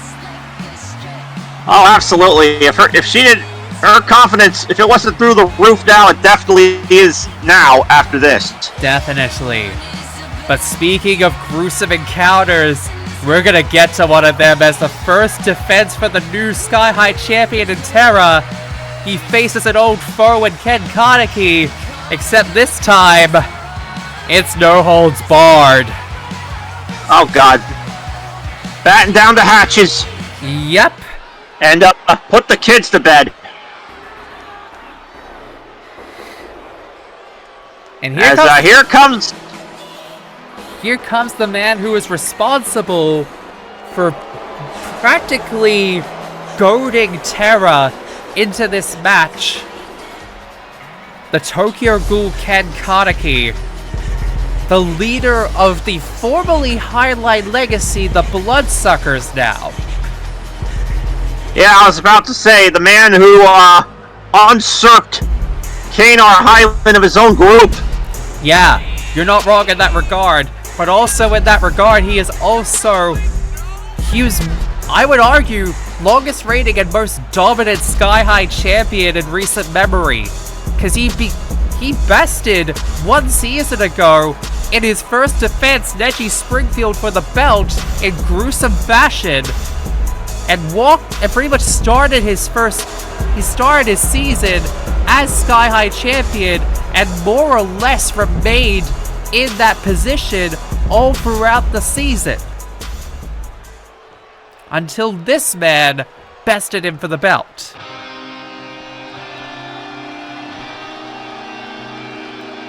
Yep, and here comes the champ. The will of Gaia himself. One of the arguable men that utilized, and I will say used, Kanar Highland's men and his group for his own goals, and simply said, I'm out, as soon as it wasn't needed for him anymore. You're looking at the man who took advantage of that, and is now dead set on making sure that he keeps that belt in his grasp. Because it was what? Because I never played Birth by Sleep. You really should. One could even argue it's one of the best entries in the franchise he's from, and his story in particular, Terra's story in particular, is one of the more heartbreaking of that affair. But one could argue that tonight, he is not looking to come out tonight with heartbreak in his mind. He's not looking to be Neji Springfield to be a one and done, or even not even get that first defense. He is looking to come out tonight and make an example out of Ken Kaneki in his own game.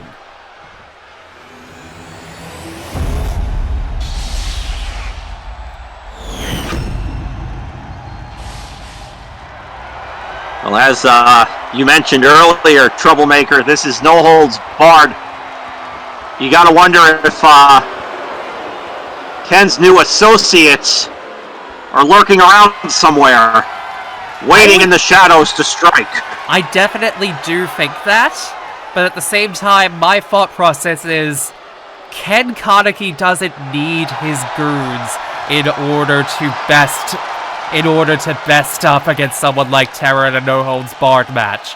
We saw how brutal he can get on the last edition of Prime before tonight even, when he flung Terra through the announce desk. So I would argue that even if they are waiting in the wings with that one, Ken Kaneki has made it clear they're not needed. He can handle his own. He's not like their former leader, and he doesn't need them to do his dirty work for him. He can do it all on his own. But we're gonna see if that holds any water. Here we go. Terra immediately getting the first shot in this match. He's not wasting any time whatsoever. He's pulling out the barrage of assaults. And he's telling the fans, this right here, it ain't nothing. Ken is nothing. And he's practically telling them, this is what you wanted, right? This is what you wanted out of me. And Ken is practically just responding in kind, telling him, yeah, this is what I wanted.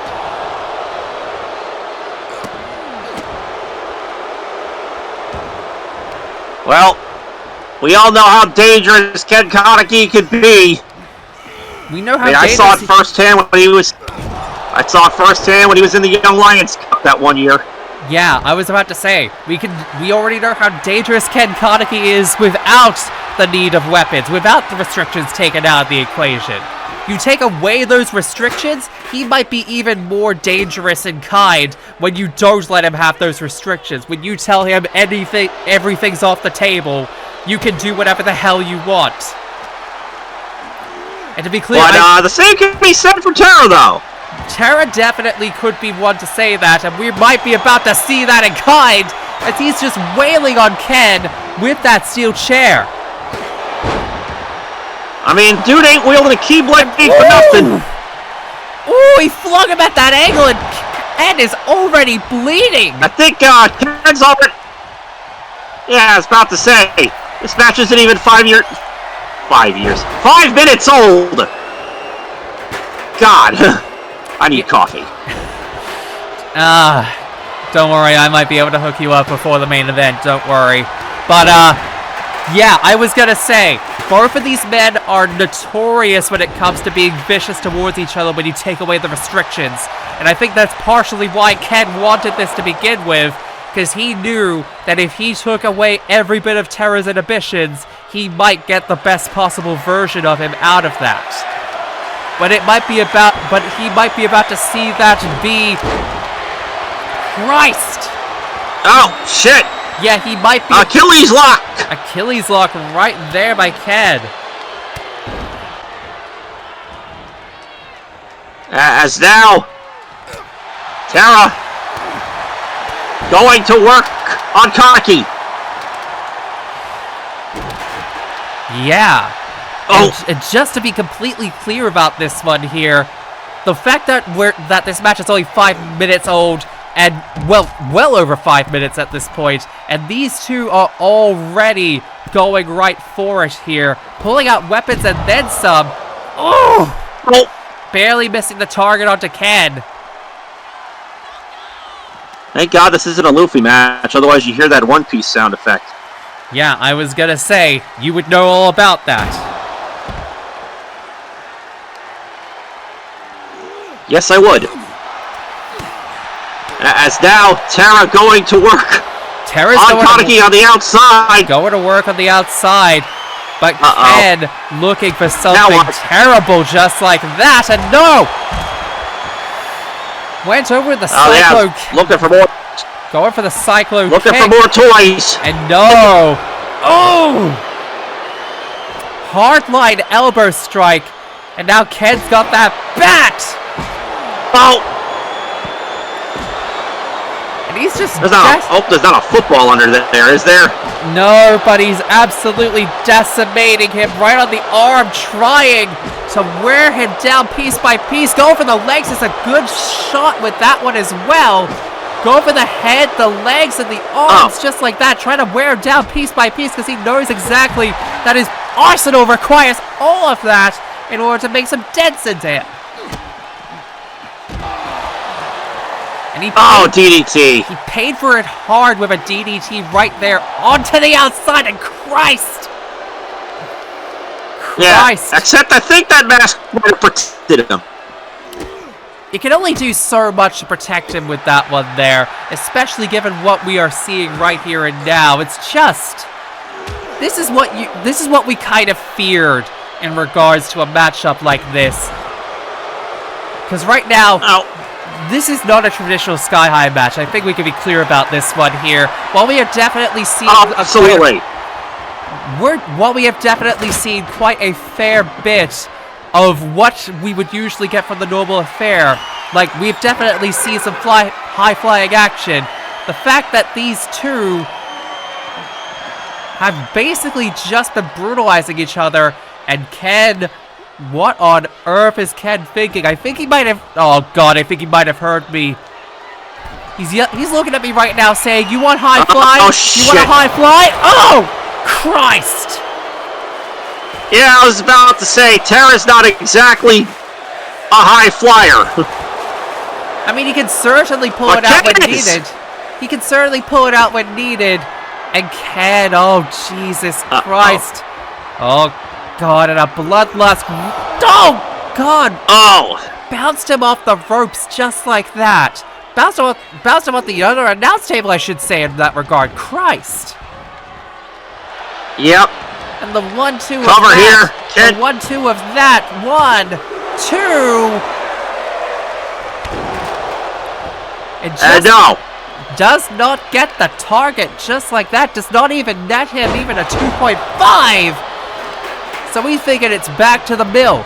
He's going right back and just torturing Tara's limbs just like that. And when I say torture, I do in fact mean torturing him! Gaia's Bane from out of nowhere! 1, 2! 1, 2! Well, just like a certain Scottish psychopath, he can hit that from out of nowhere. Definitely. I mean, he just pulled that right the fuck out of nowhere with that one, and ooh! Oh! Pop-up uppercut right there by Tara. I think a piece of Ken's mask might have went flying. Wouldn't surprise me if that were the case with how hard he hit that. And oh wait, what on earth are you thinking here, Tara? Oh! Oh! I was elbow dropped right into the chest of Ken Kaneki. I was thinking, was he gonna go for that double rotation moonsault that we've sometimes seen from him in the past? And yes, V, I am being serious on that comment. We have seen him pull out a double rotation moonsault in the past, so I will definitely say Ken can't. I was gonna say Tara can fly when he needs to. I'll believe it when I see it. Ooh. And Tara once again getting put through the ringer right here. Ken just putting him onto the ropes just like that, pulling out all the hard-hitting strikes, and oh, wait a minute! Oh. Misdirection clothesline! Misdirection clothesline just like that. And Tara trying to get out of dodge, but no, Ken is not allowing it there. Setting him up and just, oh God, bringing him down with the arm drag. And I don't know if that, what is that? Shoulder gear? Yeah. Offers much protection. Not really in terms of this. It's definitely, I would argue that it's very good in regards to, the normal encounters that Tara faces off against, but not in this regard. Christ, he's looking for something else? Oh God, he's pulling out yet another table here? What the hell are you thinking here, Ken? He's gonna light on fire, isn't he? I mean, if he's that psychotic, he might go for it here. Surprised he hasn't already lit it on fire, but I think he's wanting to make it as fresh as possible here. But I think he's doing more than just that. He's just looking to absolutely brutalize and tenderize Tara. But I think Tara is thinking, I've had enough of this. I'm realistic. Well, you may have had enough of it, but Ken hasn't. Well, the back and forth continuing between the both of them at this point.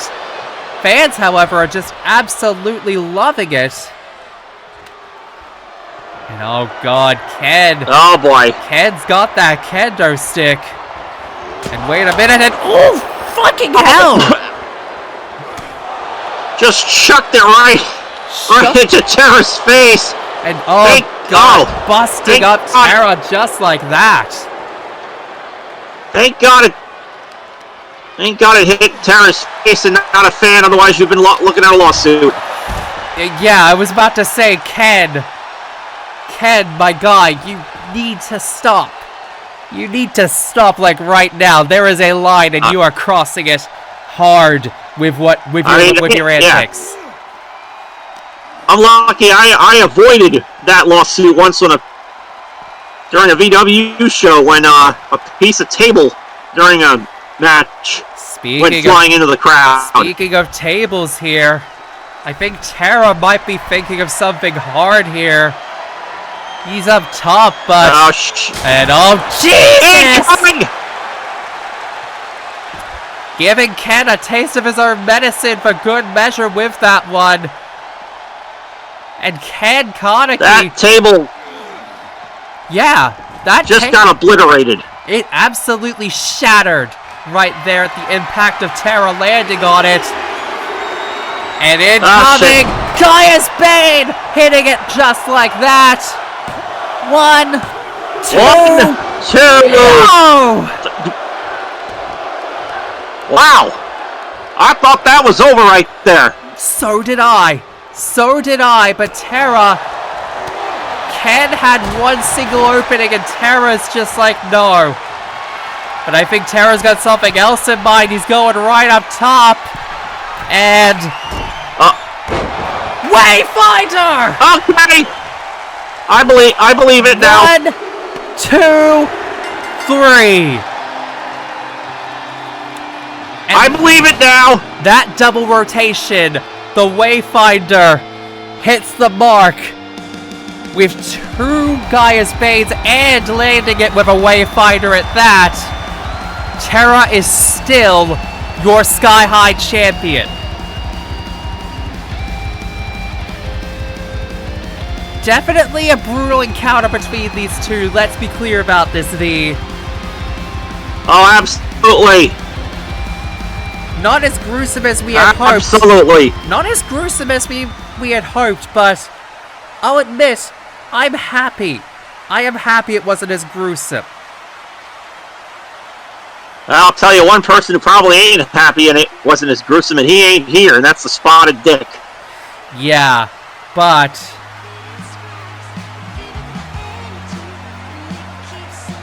But ladies and gentlemen, we're getting set and we're getting into the final... We're getting right into the final quarter, I should say, of this evening. And we're starting it off with the Millennium Championship match. Oh boy. The triple threat for the Millennium title. Sho Minamimoto defends against former champion Jotaro Kujo and Midoriya Izuku right here in your first of 3 world title matches.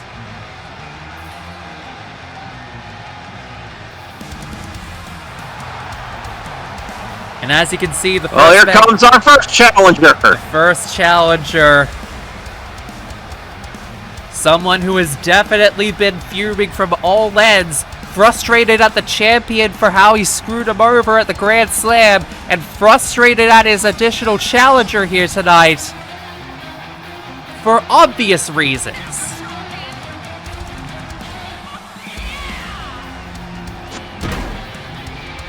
Oh, definitely obvious reasons. Yeah. I mean, you have definitely... I saw the tag match. You have definitely been one of the more vocal people that have said that there is a darkness brewing in the other person in this match, but for Jotaro Kujo, he's seen it firsthand. One has to argue with here tonight. He's gonna let loose some of his frustrations in all fronts and get his title back.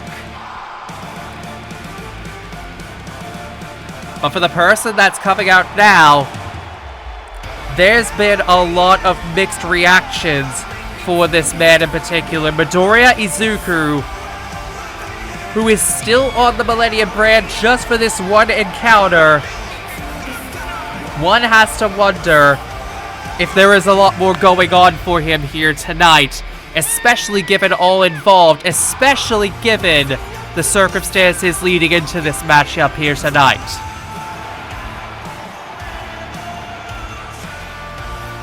Absolutely. Again, I've been saying in the premiere chat, I'm sensing a darkness growing within young Deku here. And if that is in fact the case... He's actually, some of the fans are actually booing him.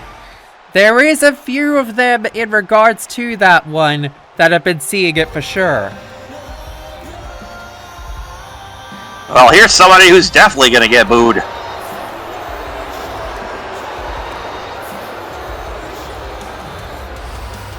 This asshat. If there is one person that absolutely nobody wants to see walk out as champion here tonight, it is 100% the man coming out right now. The man who utilized his fight for the right opportunity to face off for... Well, I should say face off. He basically inserted himself into that matchup at the Grand Slam and utilized... He pulled a Seth Rollins! He pulled a Seth Rollins literally at the last minute to become Millennium Champion, and he knows that as he grasps the title as if he holds it like his precious here tonight, one has to wonder if Sho Minamimoto knows that he's outnumbered, even if the men that are facing off against him can't stand each other. Well, that is going to be the ultimate question here tonight. Can Jotaro and Deku put aside their differences for maybe 5 minutes, 10 minutes, just to get Sho Minamimoto out of the picture? I mean, it's gonna be a matter of if they can even stand to do that. Because you look at what's at stake right now, you see all 3 men in the ring, and you tell me that we are going to get any level of sanity in this contest for the Millennium title.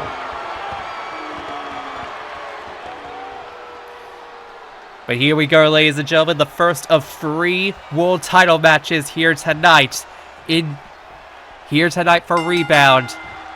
Here we go, Millennium Triple Threat is underway, and Sho not doing anything. The 2 men immediately, Midoriya and Deku just immediately going for each other, and Sho is just laughing it up right there, just not even seeing the fact that Jotaro's coming right up for him.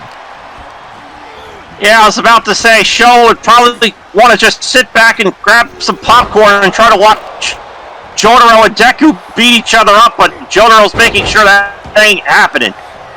Yeah. Jotaro bringing Sho right into the equation here, brutalizing him for good measure as well, making sure it's clear that no, you're not getting out of this real quick just like that. Yes. And you can see clothesline, and you can see Midoriya just immediately trying to take advantage of it, but sidelined just like that by Sho. Oh, and a big boot from Jotaro, making Sho pay for betraying his tag team partner. Wait, yeah. That's the wrong Sho. Look, I get where you're coming from with that one there, but, good God. But right now, you can definitely... One could argue this show is much better than that one. No, not really. But right now, Sho Minamimoto, right here and now, definitely being made to look like a fool here. And right now, the turn of events are going right back as Jotaro and Deku go right back onto each other. Oh. Springboard DDT, but Sho picking apart his opponents just like that, going right back for the strikes. Going right back onto the strikes, and Jotaro immediately going right back onto it. Rebounding off the ropes, and... No, I was thinking German was what Sho was going, what Jotaro was going for onto Sho. Sho, however, trying to take Deku out of the equation, and Jotaro was just letting it happen. That is, yeah, I was about to say, that's the nature of these triple threat matches. You're thinking you're in control for 1 minute, and then you got somebody else sneaking up on you.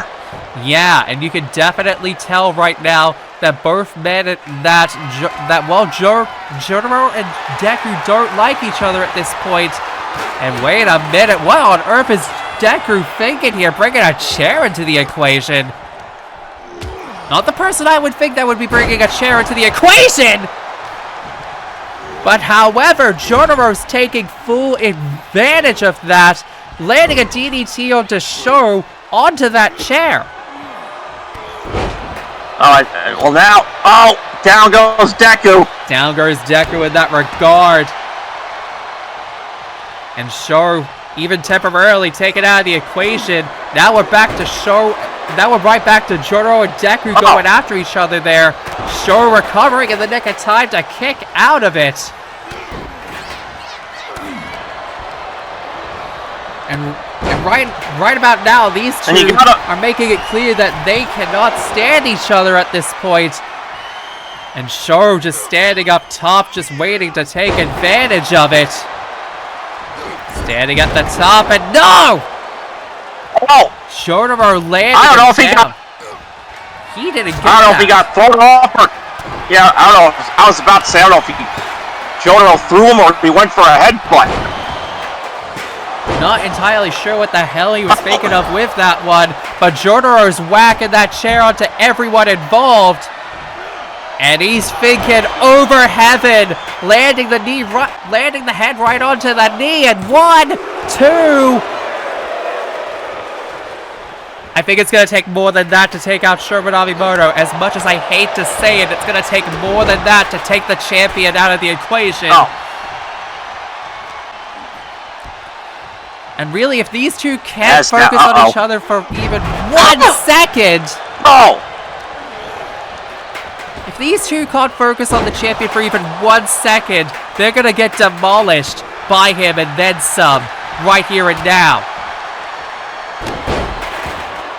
And I'm thinking they even had to realize that for a second, but Jotaro not taking it kindly that Midoriya is the one trying to get the win in this regard. Yeah, too bad this ain't elimination. Nope. 1 fall to a finish.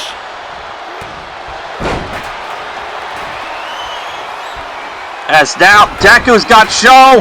Lifting him up again, planting him down over the shoulder, right onto his back, just like that. And no! Oh! Big clothesline from Jotaro. Big clothesline from Jotaro. Deku was faking something big with that one, but no, splash from Jotaro gets him out of the way. And I don't think either of them realize that Sho's coming up from behind. God, a headbutt right there by Deku? Well, he's got one of them's going up top, and I think Jotaro's just gonna let it happen! Full cowling hits the target. Full cowling hits the target just like that.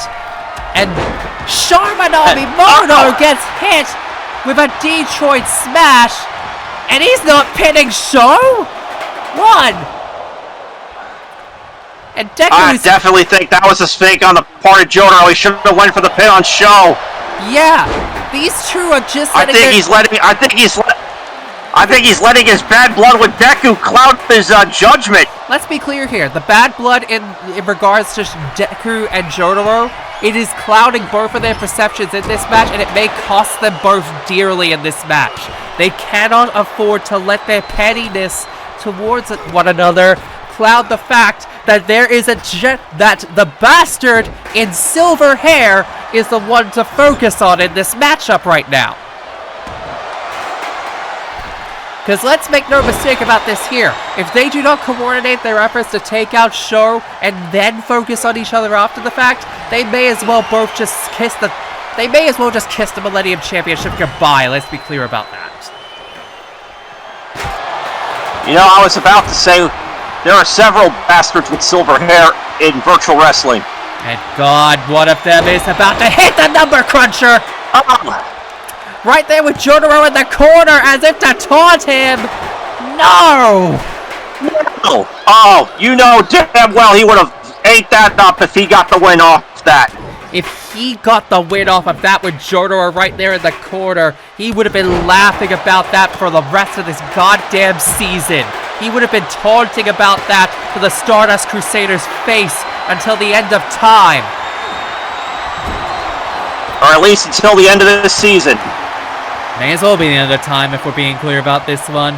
But, thankfully, Sho Minamimoto did not get the win off of that. But Jotaro, I think, is still just so pissed off. He is letting his own pettiness get involved in that one. Because realistically, Deku had something in mind and he broke that up. And once again, you have to wonder if he's going to pay dearly for that, given everything we are seeing here and now. Because he's focusing only on Deku. He's focusing only on Sho when Deku is down for the count. You can't be doing that, Jotaro. Oh, now Sho going to the top rope. Going to the top rope and an elbow drop right there, landing it right into the middle of the ring and the distance of that one as well. And oh god, he's going for the bind. No!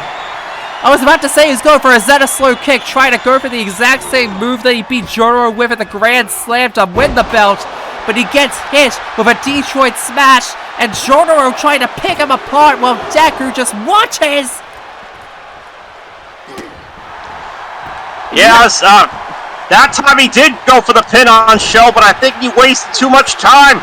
He wasted too much time in making sure that Deku was down for the count and not focusing on trying to make sure that he had actually beaten down on Sho to get the belt back, and that may cost him. But this may also cost him another full counting.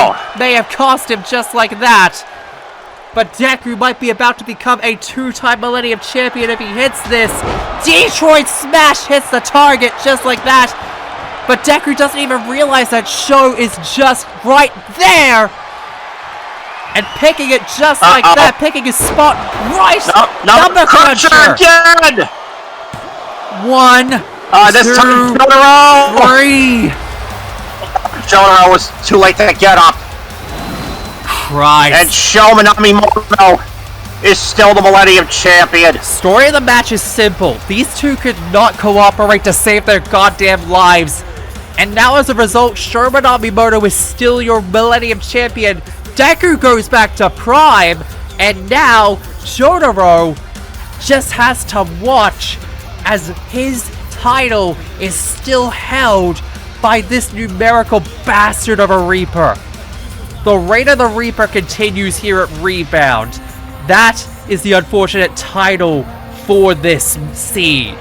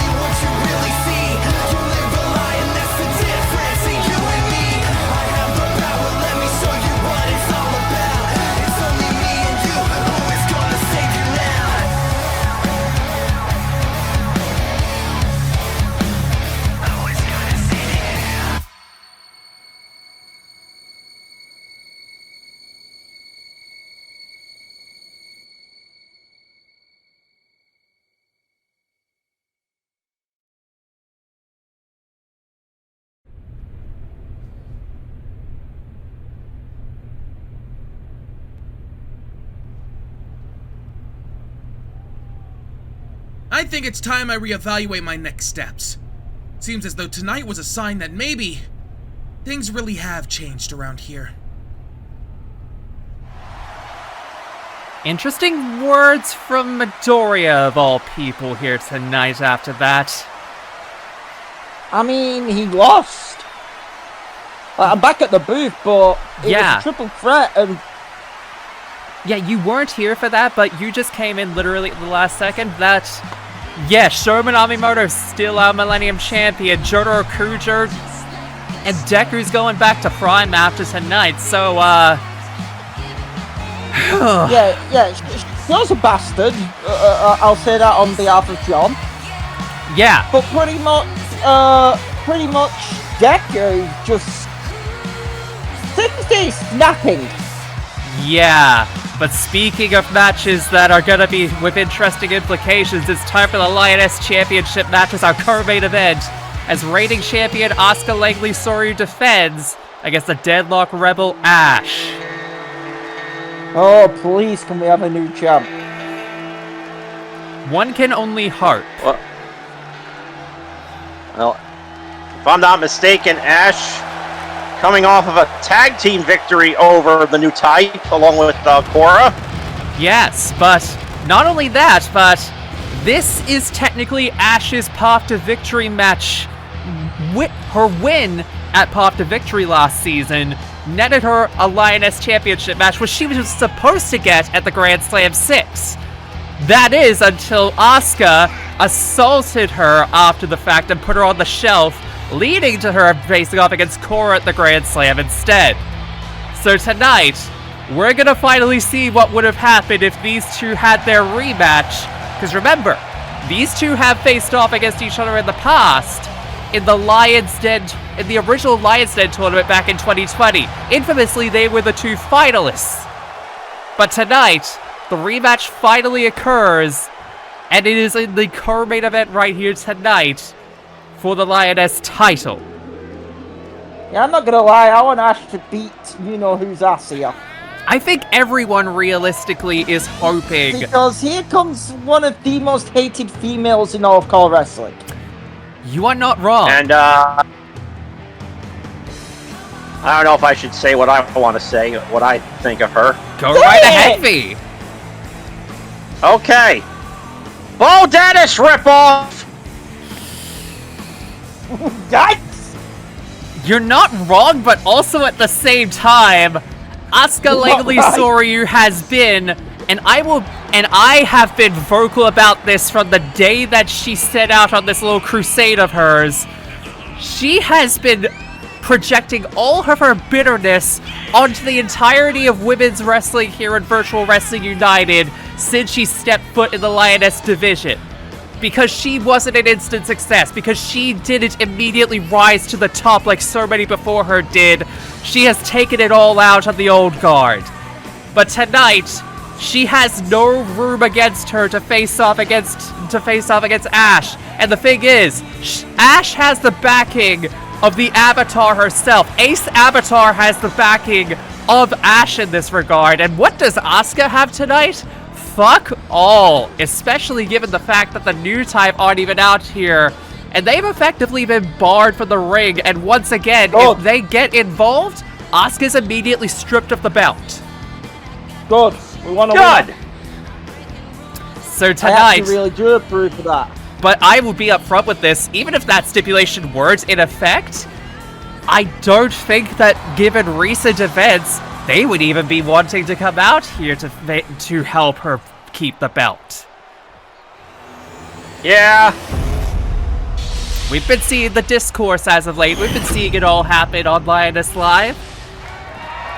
Tonight, Asuka has no room to escape, and you can see the Deadlock Rebel staring a hole right into her, saying, "This is it. There's no room left for you to run." But of course, Even if there's discourse, she has a confident look on her face as the champion. most definitely, she Yeah, still she has. does. She still has that confidence more than ever. And that's really the thing you need to take into account as the belt is held up right there, and we are getting set for what is essentially the co-main event here tonight. Asuka Ashe 2 for the Lioness title at last.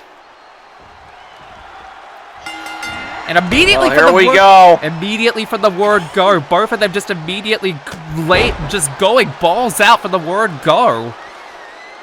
And while Asuka definitely does have the advantage right here, one has to wonder if the two going after each other in this manner, you have to imagine this is gonna be hard hitting for the word go, because it's no secret the history that these two have with each other. The two finalists for the original Lion's Den tournament. It came down to just one move between the two of them, and there's so much. Yeah, there is so much difference between the two from where they were at the Lion's Den tournament 5 years ago to where they are now as established members of the Lioness division at this point. I got to agree with you on that one. As now Ashe going to work on Asuka, Langley, Soryu. And yes, I stand by what I said earlier, Bo Dennis ripoff. I think you had the word rip-off right. I think you're putting in the wrong person. Really? I'll be more blunt. Someone who I fucking hate in my own company, and well, I'm hoping she gets her ass kicked at Dawn of Chaos. Hello, Daisy the Quake Johnson ripoff. Oh! Did you forget she's in my Fed too, but... Wait a minute, pulling out a guillotine choke right there onto Ashe, like... guillotine from yeah, Asuka, leaping but guillotine, I just like... out of that. Yeah. Let me explain why. Kate since the final snap was always bitter about where she was on the card. She was always seen in Natasha's shadow. Took that out on the UCW World roster. Took that out when she came to my company under the influence of that fucking rat. Has continued to take it out under my company for a year.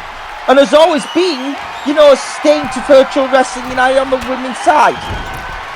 You are certainly not doing wrong. Whatever it takes. Same as Asuka. Oh, God, there's the suplex. Superplex on the top of the rope just like that. And well, I will definitely go to say in regards to that you are both not wrong. There are definitely a lot of comparisons to make between the rise of Asuka Langley and both Bo Dennis and Daisy Johnson. I would want to argue Asuka has been the more unruly of the two because, or at least she's been the more unruly specifically within the Lioness division because she's realistically been able to back it up every step of the way. Like, yeah, sure, she definitely needed help at the beginning, but I would argue, Asuka Langley in this regard has most certainly been able to back it up when the time is right.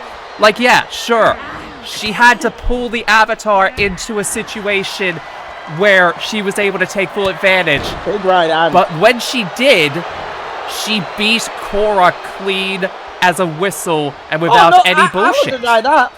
I won't deny that. That was a hell of a win. Yeah. The truth is, when you win like that, we, as much as we may hate it, we have to give it respect. I'm not even... here's the thing. I'll never die... Here's the thing. Even if I don't like you, trust me, there's a lot of people within this industry I don't like.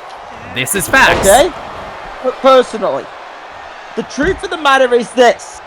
Even if I don't like you personally, if you're a hell of an athlete and you win a match, even if I don't like you for yeah, I may say fuck after it, okay? It's not said over the result, but overall, I have to give you kudos. I mean, hell, look at the world champion is of my fucking company. Yeah. Someone who has fucking assaulted me, dropped me on me head with a fucking burning hammer. Like, need I say more? Yeah. And I definitely will, and I will definitely agree with you on that. So, like, I get where you're coming from with that one. Let's make no mistake about that one there, Hit Kid. And this is really the thing you've got to keep in mind, especially in wait a minute. Oh, God, Dynamite blow, barely missing the ropes with that one.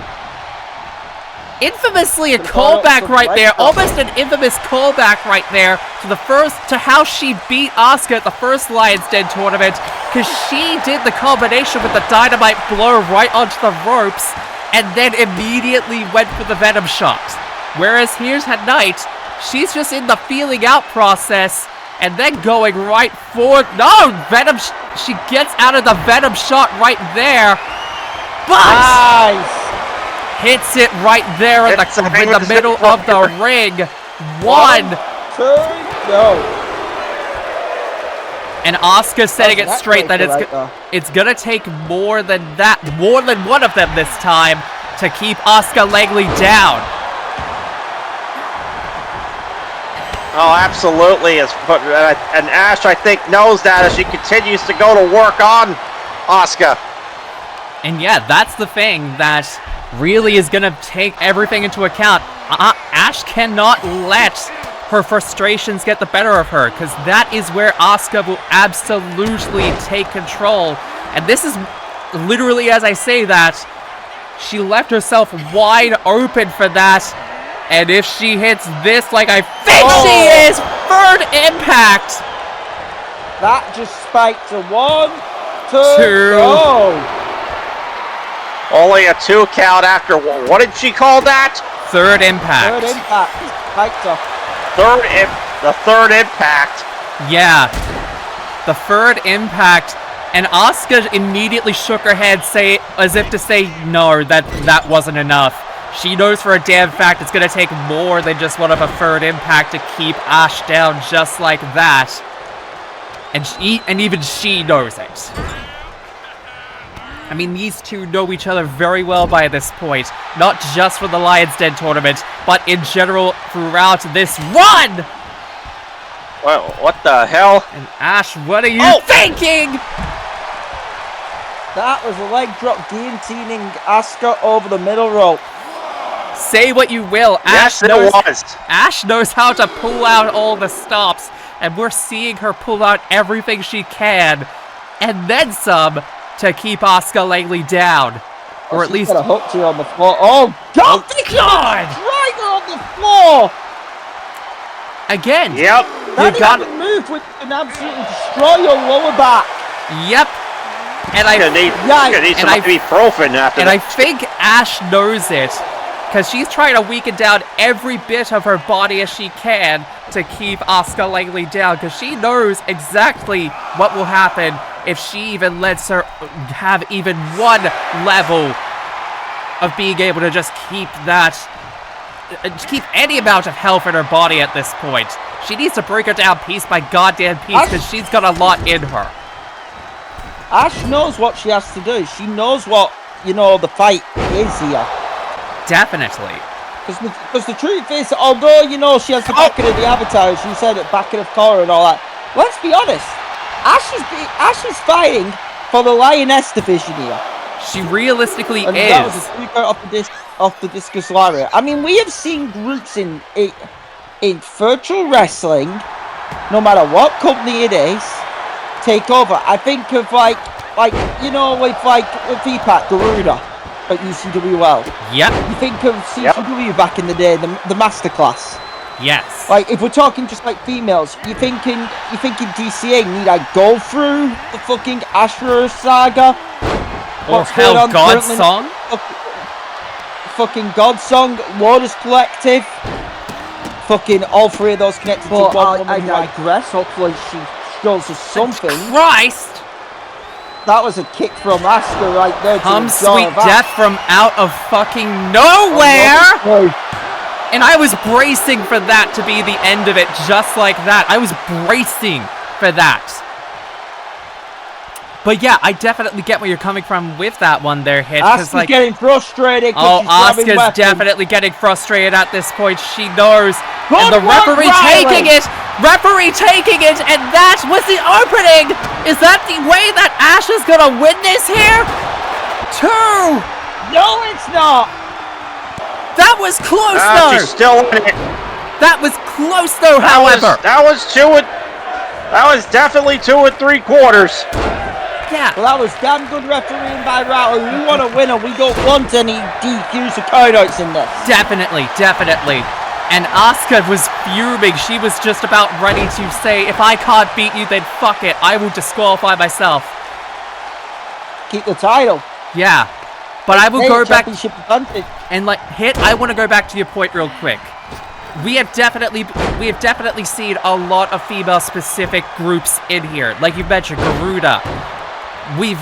Like you mentioned with Garuda, the Masterclass.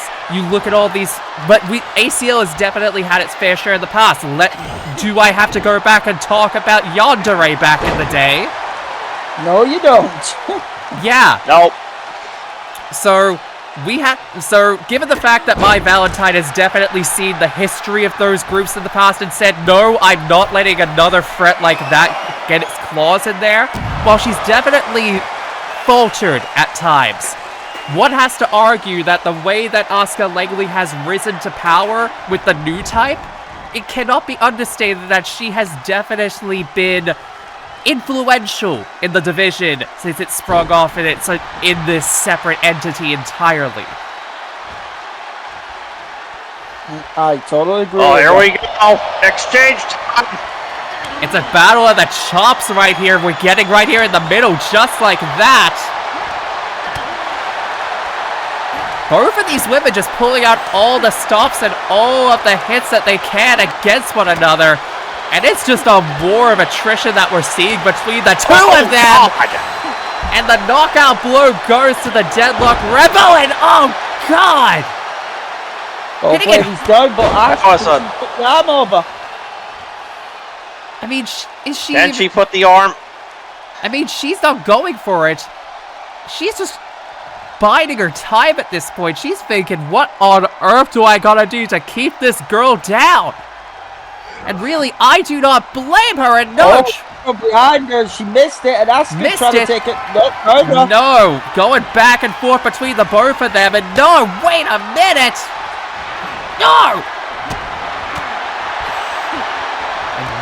Just a back and forth at this point between the both of them.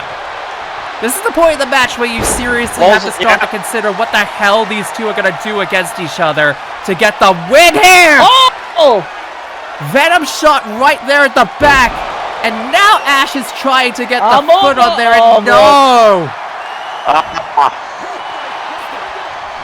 That could have been a 3, but Asuka's ring awareness, putting her feet under the ropes, may have saved her. for Positioning now. herself in a way to get the feet underneath the ropes. You cannot state that Asuka Langley does not know how to... Well, it is definitely a case where that could have been the winner right there. It is definitely smart on the part of Asuka Langley to take advantage of that, and then some. Nice arm drag. Ashe hits the arm drag. It's the Oh arm my drag God. trying to Don't figure... tell me she's going to win like...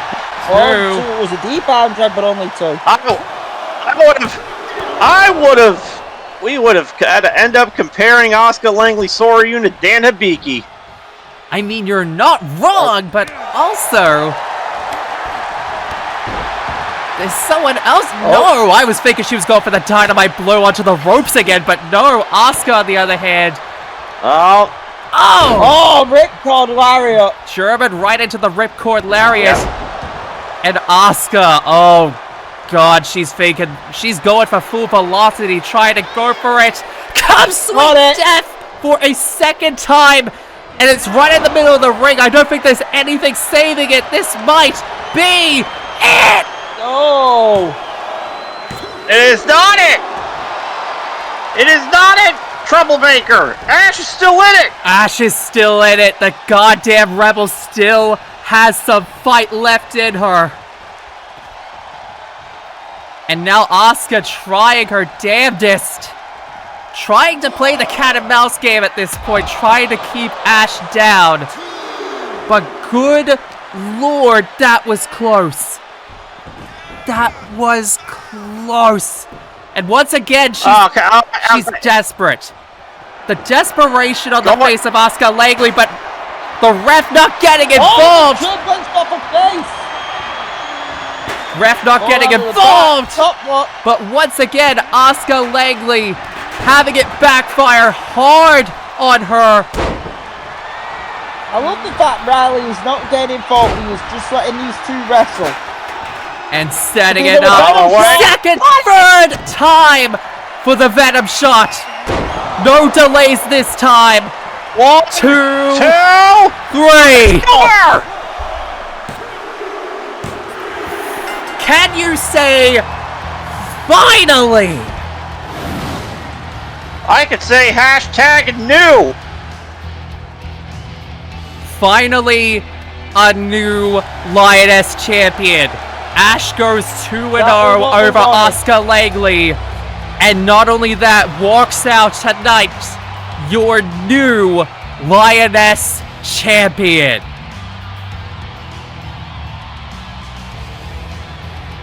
God Well, damn, finally, karma comes around on Asuka Langley for all that she's done.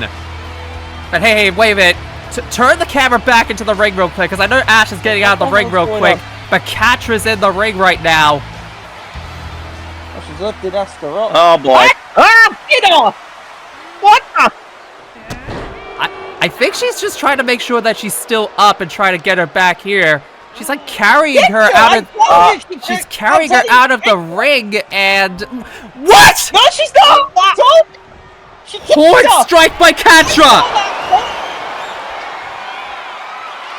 What? Catra just. What the? What? No. I told you, she kicked her. Oh Jesus Christ! Oh, wait! Miyu and Holly. The entire Newtype! Her entire group is turning on her! We got a coup d'etat! We got a mutiny here tonight at Rebound! We got a coup d'etat! A mutiny on our hands! Jesus Christ! The entirety of the And here's the Newtype thing, have just... and here's the other thing, no one's gonna come out here to save Asuka! No, but like... Jesus Christ! Catra was the one who started this whole off, and like... Yeah, I know. Asuka Langley is not the person that we would realistically feel sorry for in this instance. But to be absolutely clear about this, they just turned on her like a pack of fucking hyenas. I mean... Couldn't happen to a nicer person. Yeah, but like... Listen, it's not right. I'll be dead clear. Do I feel bad for Asuka? I'll be honest, not in slightly, because she's had it coming. She has But the definitely thing is, had it it's coming. Not right because here's the truth behind this. You want to know what this reminds me of? What? As person number one from Catra, the time when Destiny Williams turned heel. And the Newtype are feeling No, new fucking flavor- proud new of flavor of the themselves month. for what they've done here. Yeah, new flavour of the month. We get rid of the old and bring in the new, if you get where I'm coming from. I get where you're coming from with that Pure one. a pure coup d'etat. It's not right at all. But it seems like the new type is under new leadership.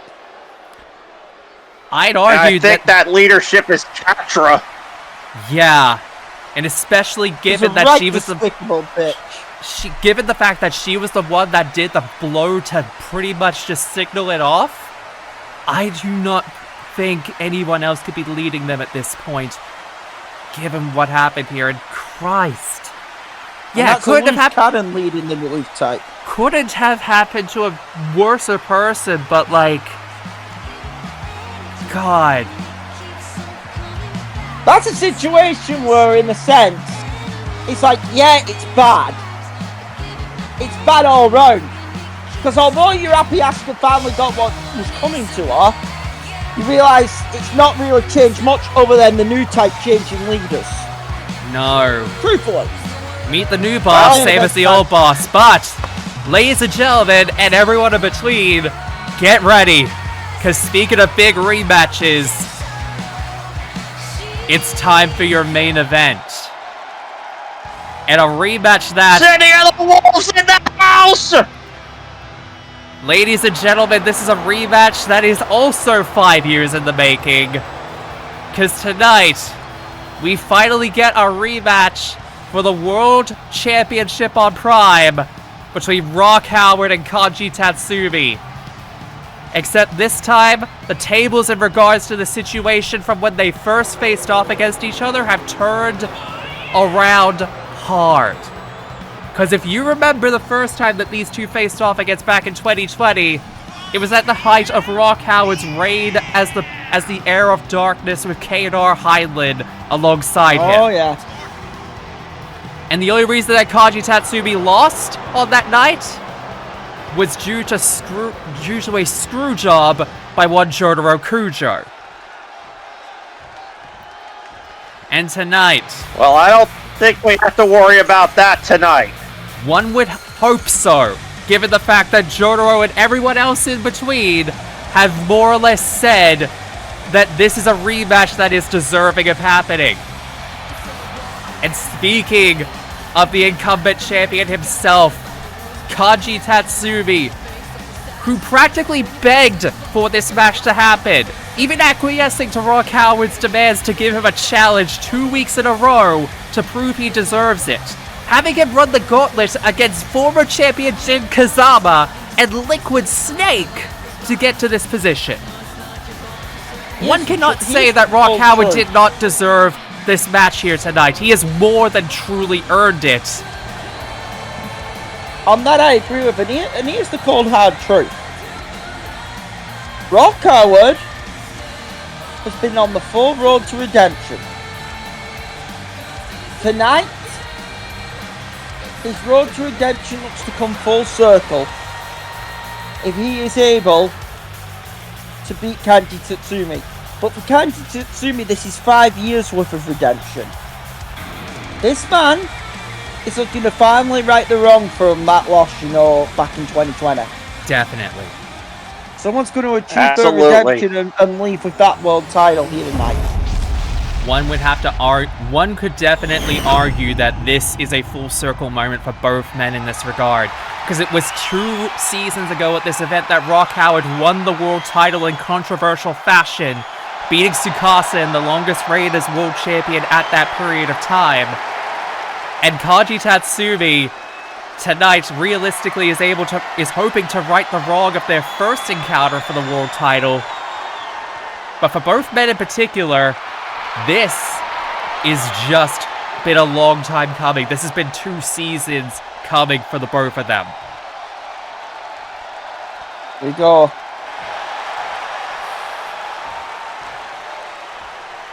Put it bluntly, this is a massive match. Definitely. Oh, definitely. And here we go, ladies and gentlemen, and everyone in between. This is your main event for Rebound 2025.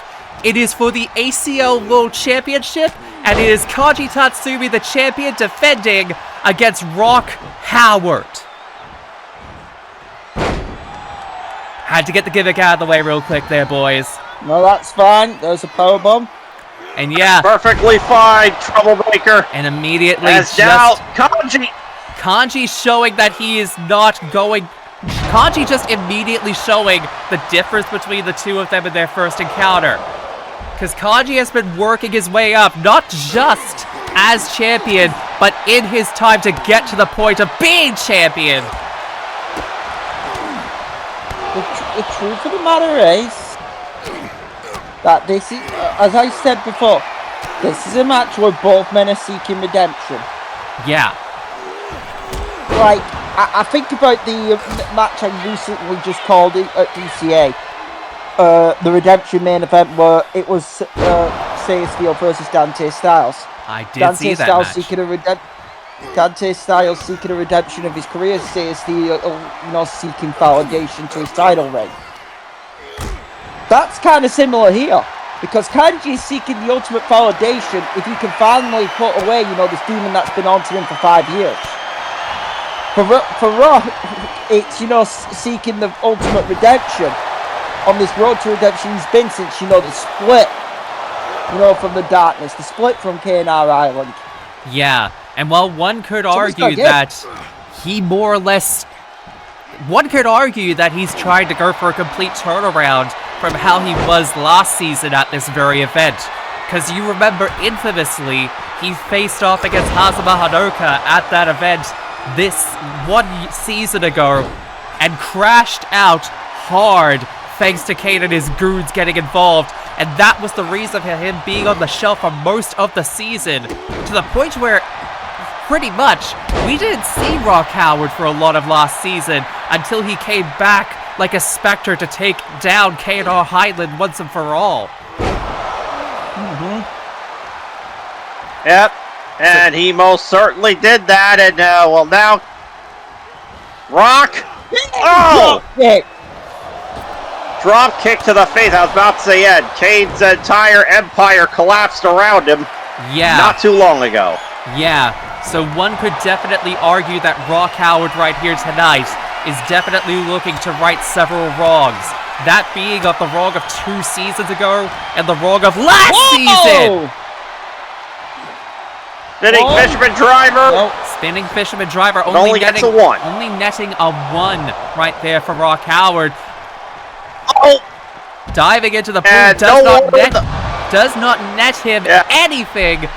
And Kanji going right back onto the assault. And really, this is the thing.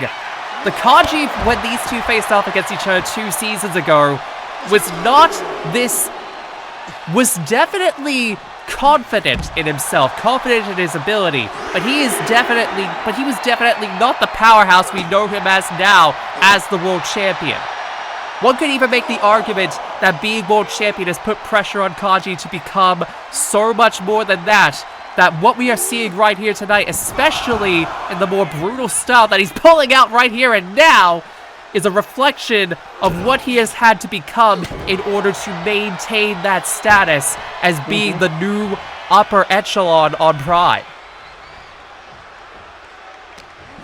As now, oh, kick to the midsection there by Kanji, Right and there by taking Kanji. down Rock Howard. And just the trading of strikes right there by Kanji onto Rock, just like that. Just trading and just trying to keep down the blow after blows right there for Kanji. And now Rock flinging him into the corner and an uppercut right there into the corner for good measure as well. Landed right on Kanji's chin. Oh, Kanji was being taken for a ride, and he is definitely keeping up. Oh, Keeping he up got on- power slammed. And that's just sending him all around with that power slam just like that. And oh god, a biker jacket DDT. Biker jacket DDT, Biker you should jacket. say. 1, 2. No. Spiked him onto the map and only nets him a 2 count with that one. I get it. And wait a minute, with the electric bomb. crash not long after, looking to take him down. 2. No! Rock says no, however.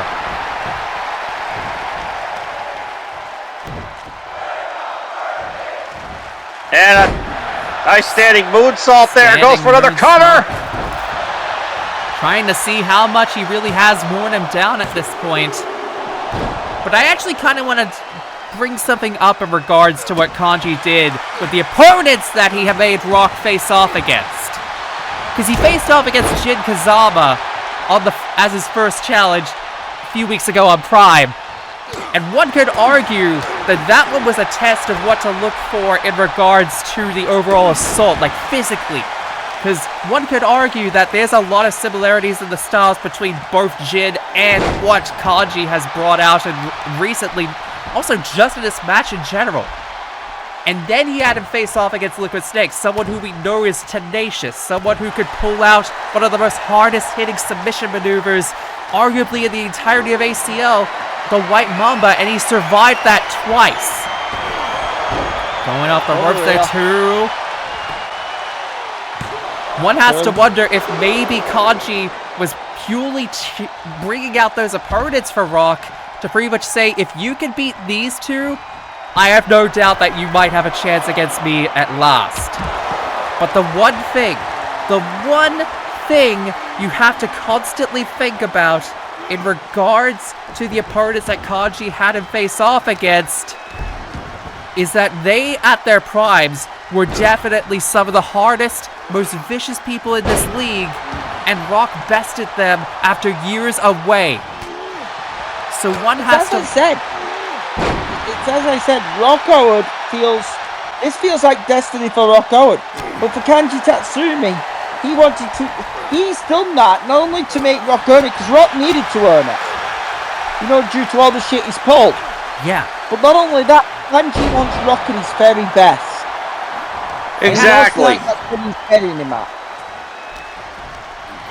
He wants him at his best, but one could argue he is also wanting the best.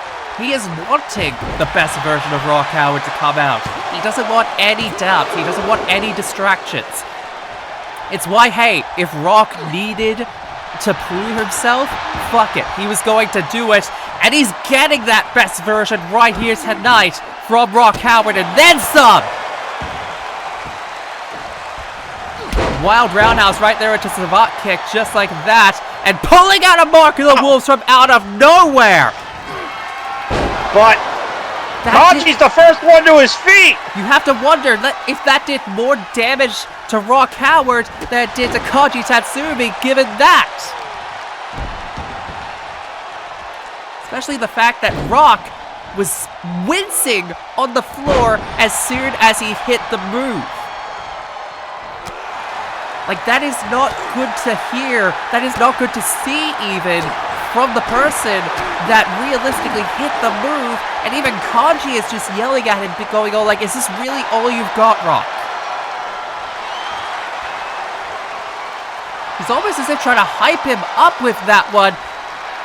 And Rock responds, springboard stunner, just like that. And no, only a 2.5.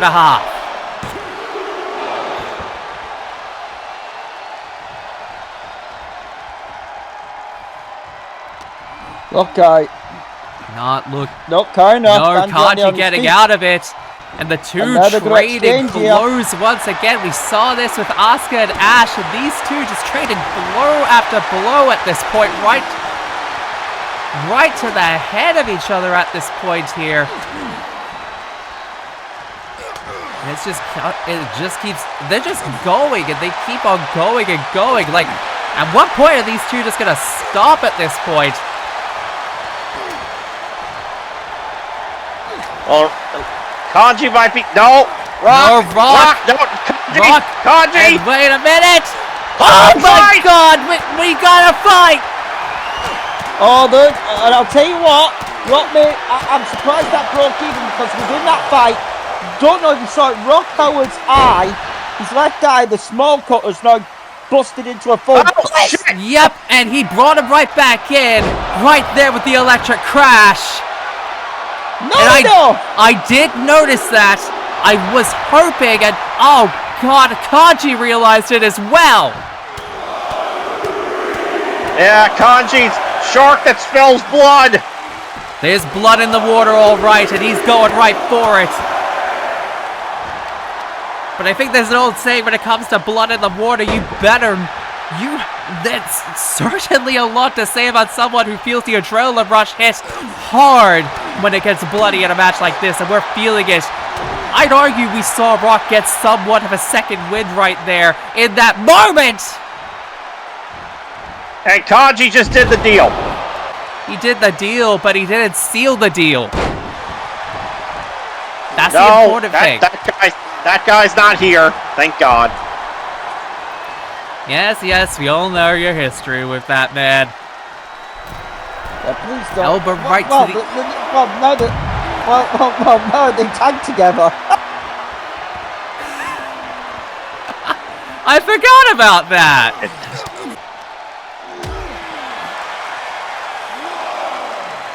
But...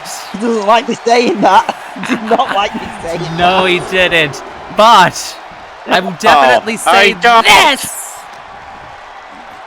Kanji definitely trying to keep the advantage going with the strikes right to the head, trying to keep that in place. And I think we all know why he's trying to put the pressure on that head, because if I know what he's thinking here, he might be looking to go for the same manner that he made Guts tap out twice to. Yeah. And all that blood, by the way, is coming from Rock. Yeah. He is a mess. Kanji thankfully has not been busted open. Lord knows if that's gonna last for long, but like, yeah, the blood on the mat right now, that is all Rock Howard's. Biker Jacket DDT. Biker Jacket DDT. I gotta write this out. Yep. Biker Jacket DDT hitting the target just like that. As now, he's trying to still see if there's signs of life in Rock Howard at this point. But I think even Kanji's starting to realize there might not be much left in Rock Howard at this point. Commentator's curse!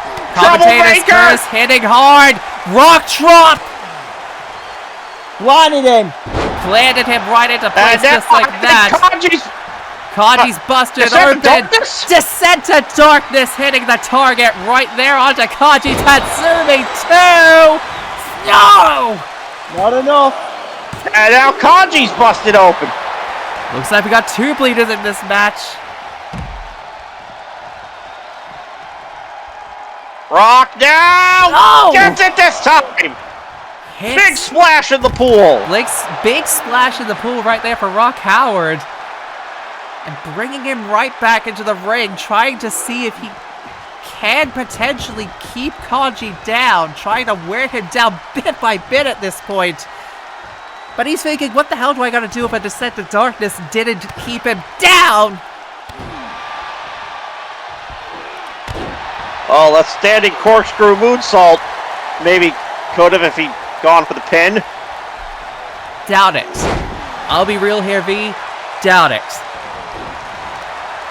It could happen. Anyways, Kanji back in control. I don't know if he picked him up by the neck or by his jacket. I'd argue by the neck at that point. But Electric crash! Electric Crash! Electric Crash hitting it just like that. But I think Kanji's got He's got something more vicious in store for Rock. He's pulling out the bully choke. And given how much blood is pumping from Rock Howard's head. I mean, you're looking at either a tap out or a potential pass out with how much blood he's lost, but... Well, look at how much blood! Look at how much blood is dripping from the bottom of Rock Howard! Call this! Ref could call this. The ref could essentially call this, but Kanji is locking it in hard. But Rock Howard... blood underneath Rock! Yeah, that's what I was talking about! Rock Howard's still fighting despite all that blood dripping. He knows what's at stake. And he gets out of it! Look at that pool. Look at that pool of blood right there from the bottom of Rock Howard's head. That is all the blood that Kanji Tatsumi specifically drew out of him just like that. Oh, missed the standing moonsault after the standing corkscrew moonsault. Yep. And now, look at this ring. That is all of both of these men's blood in that ring right now. Most of it being Rock Howard, mind you. Most of it being Rock Howard's, mind you. Mark of the Wolves! Mark of the Wolves hits it. All he has to do is put the arm over him. There it is! 1, New champ! 2. New champ! No! Are you kidding me?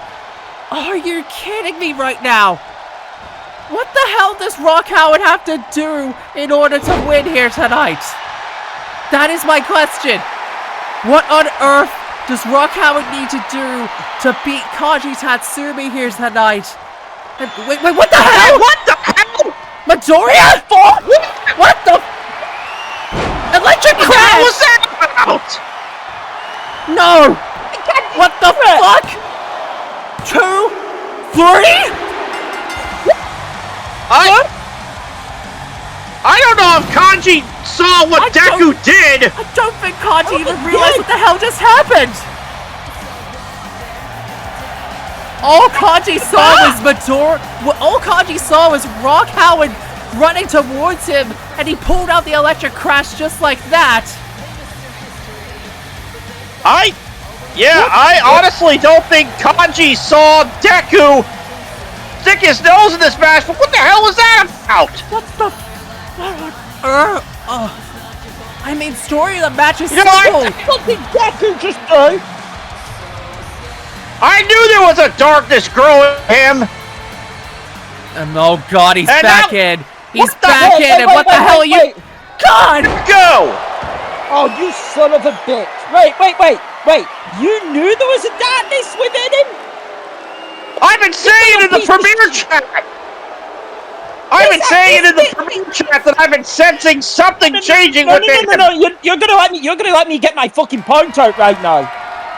You're the one saying he has a darkness within him. You little fuck. Remember the whole Kazuma Kiryu feud a few years ago? Troublemaker will tell you about it. Yeah. When he was disrespectful, he got on and he lost his fucking title.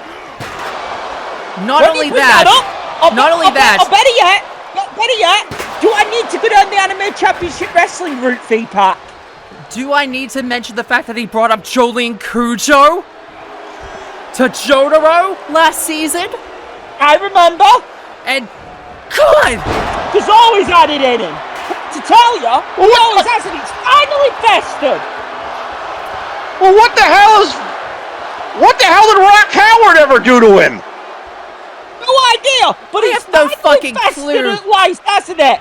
But he's made his You're point fucking here showing tonight. your true colours now, haven't you? He's made his point, and oh Jesus Christ, he saw Rock Yeah, Howard get brought back up up the and wrong time. Midoriya Isuka, what the fuck is wrong with you? What the fuck is wrong with you? Troublemaker, I hate to tell you, I don't think... Troublemaker, I hate to tell you, I don't think there's nothing wrong with him.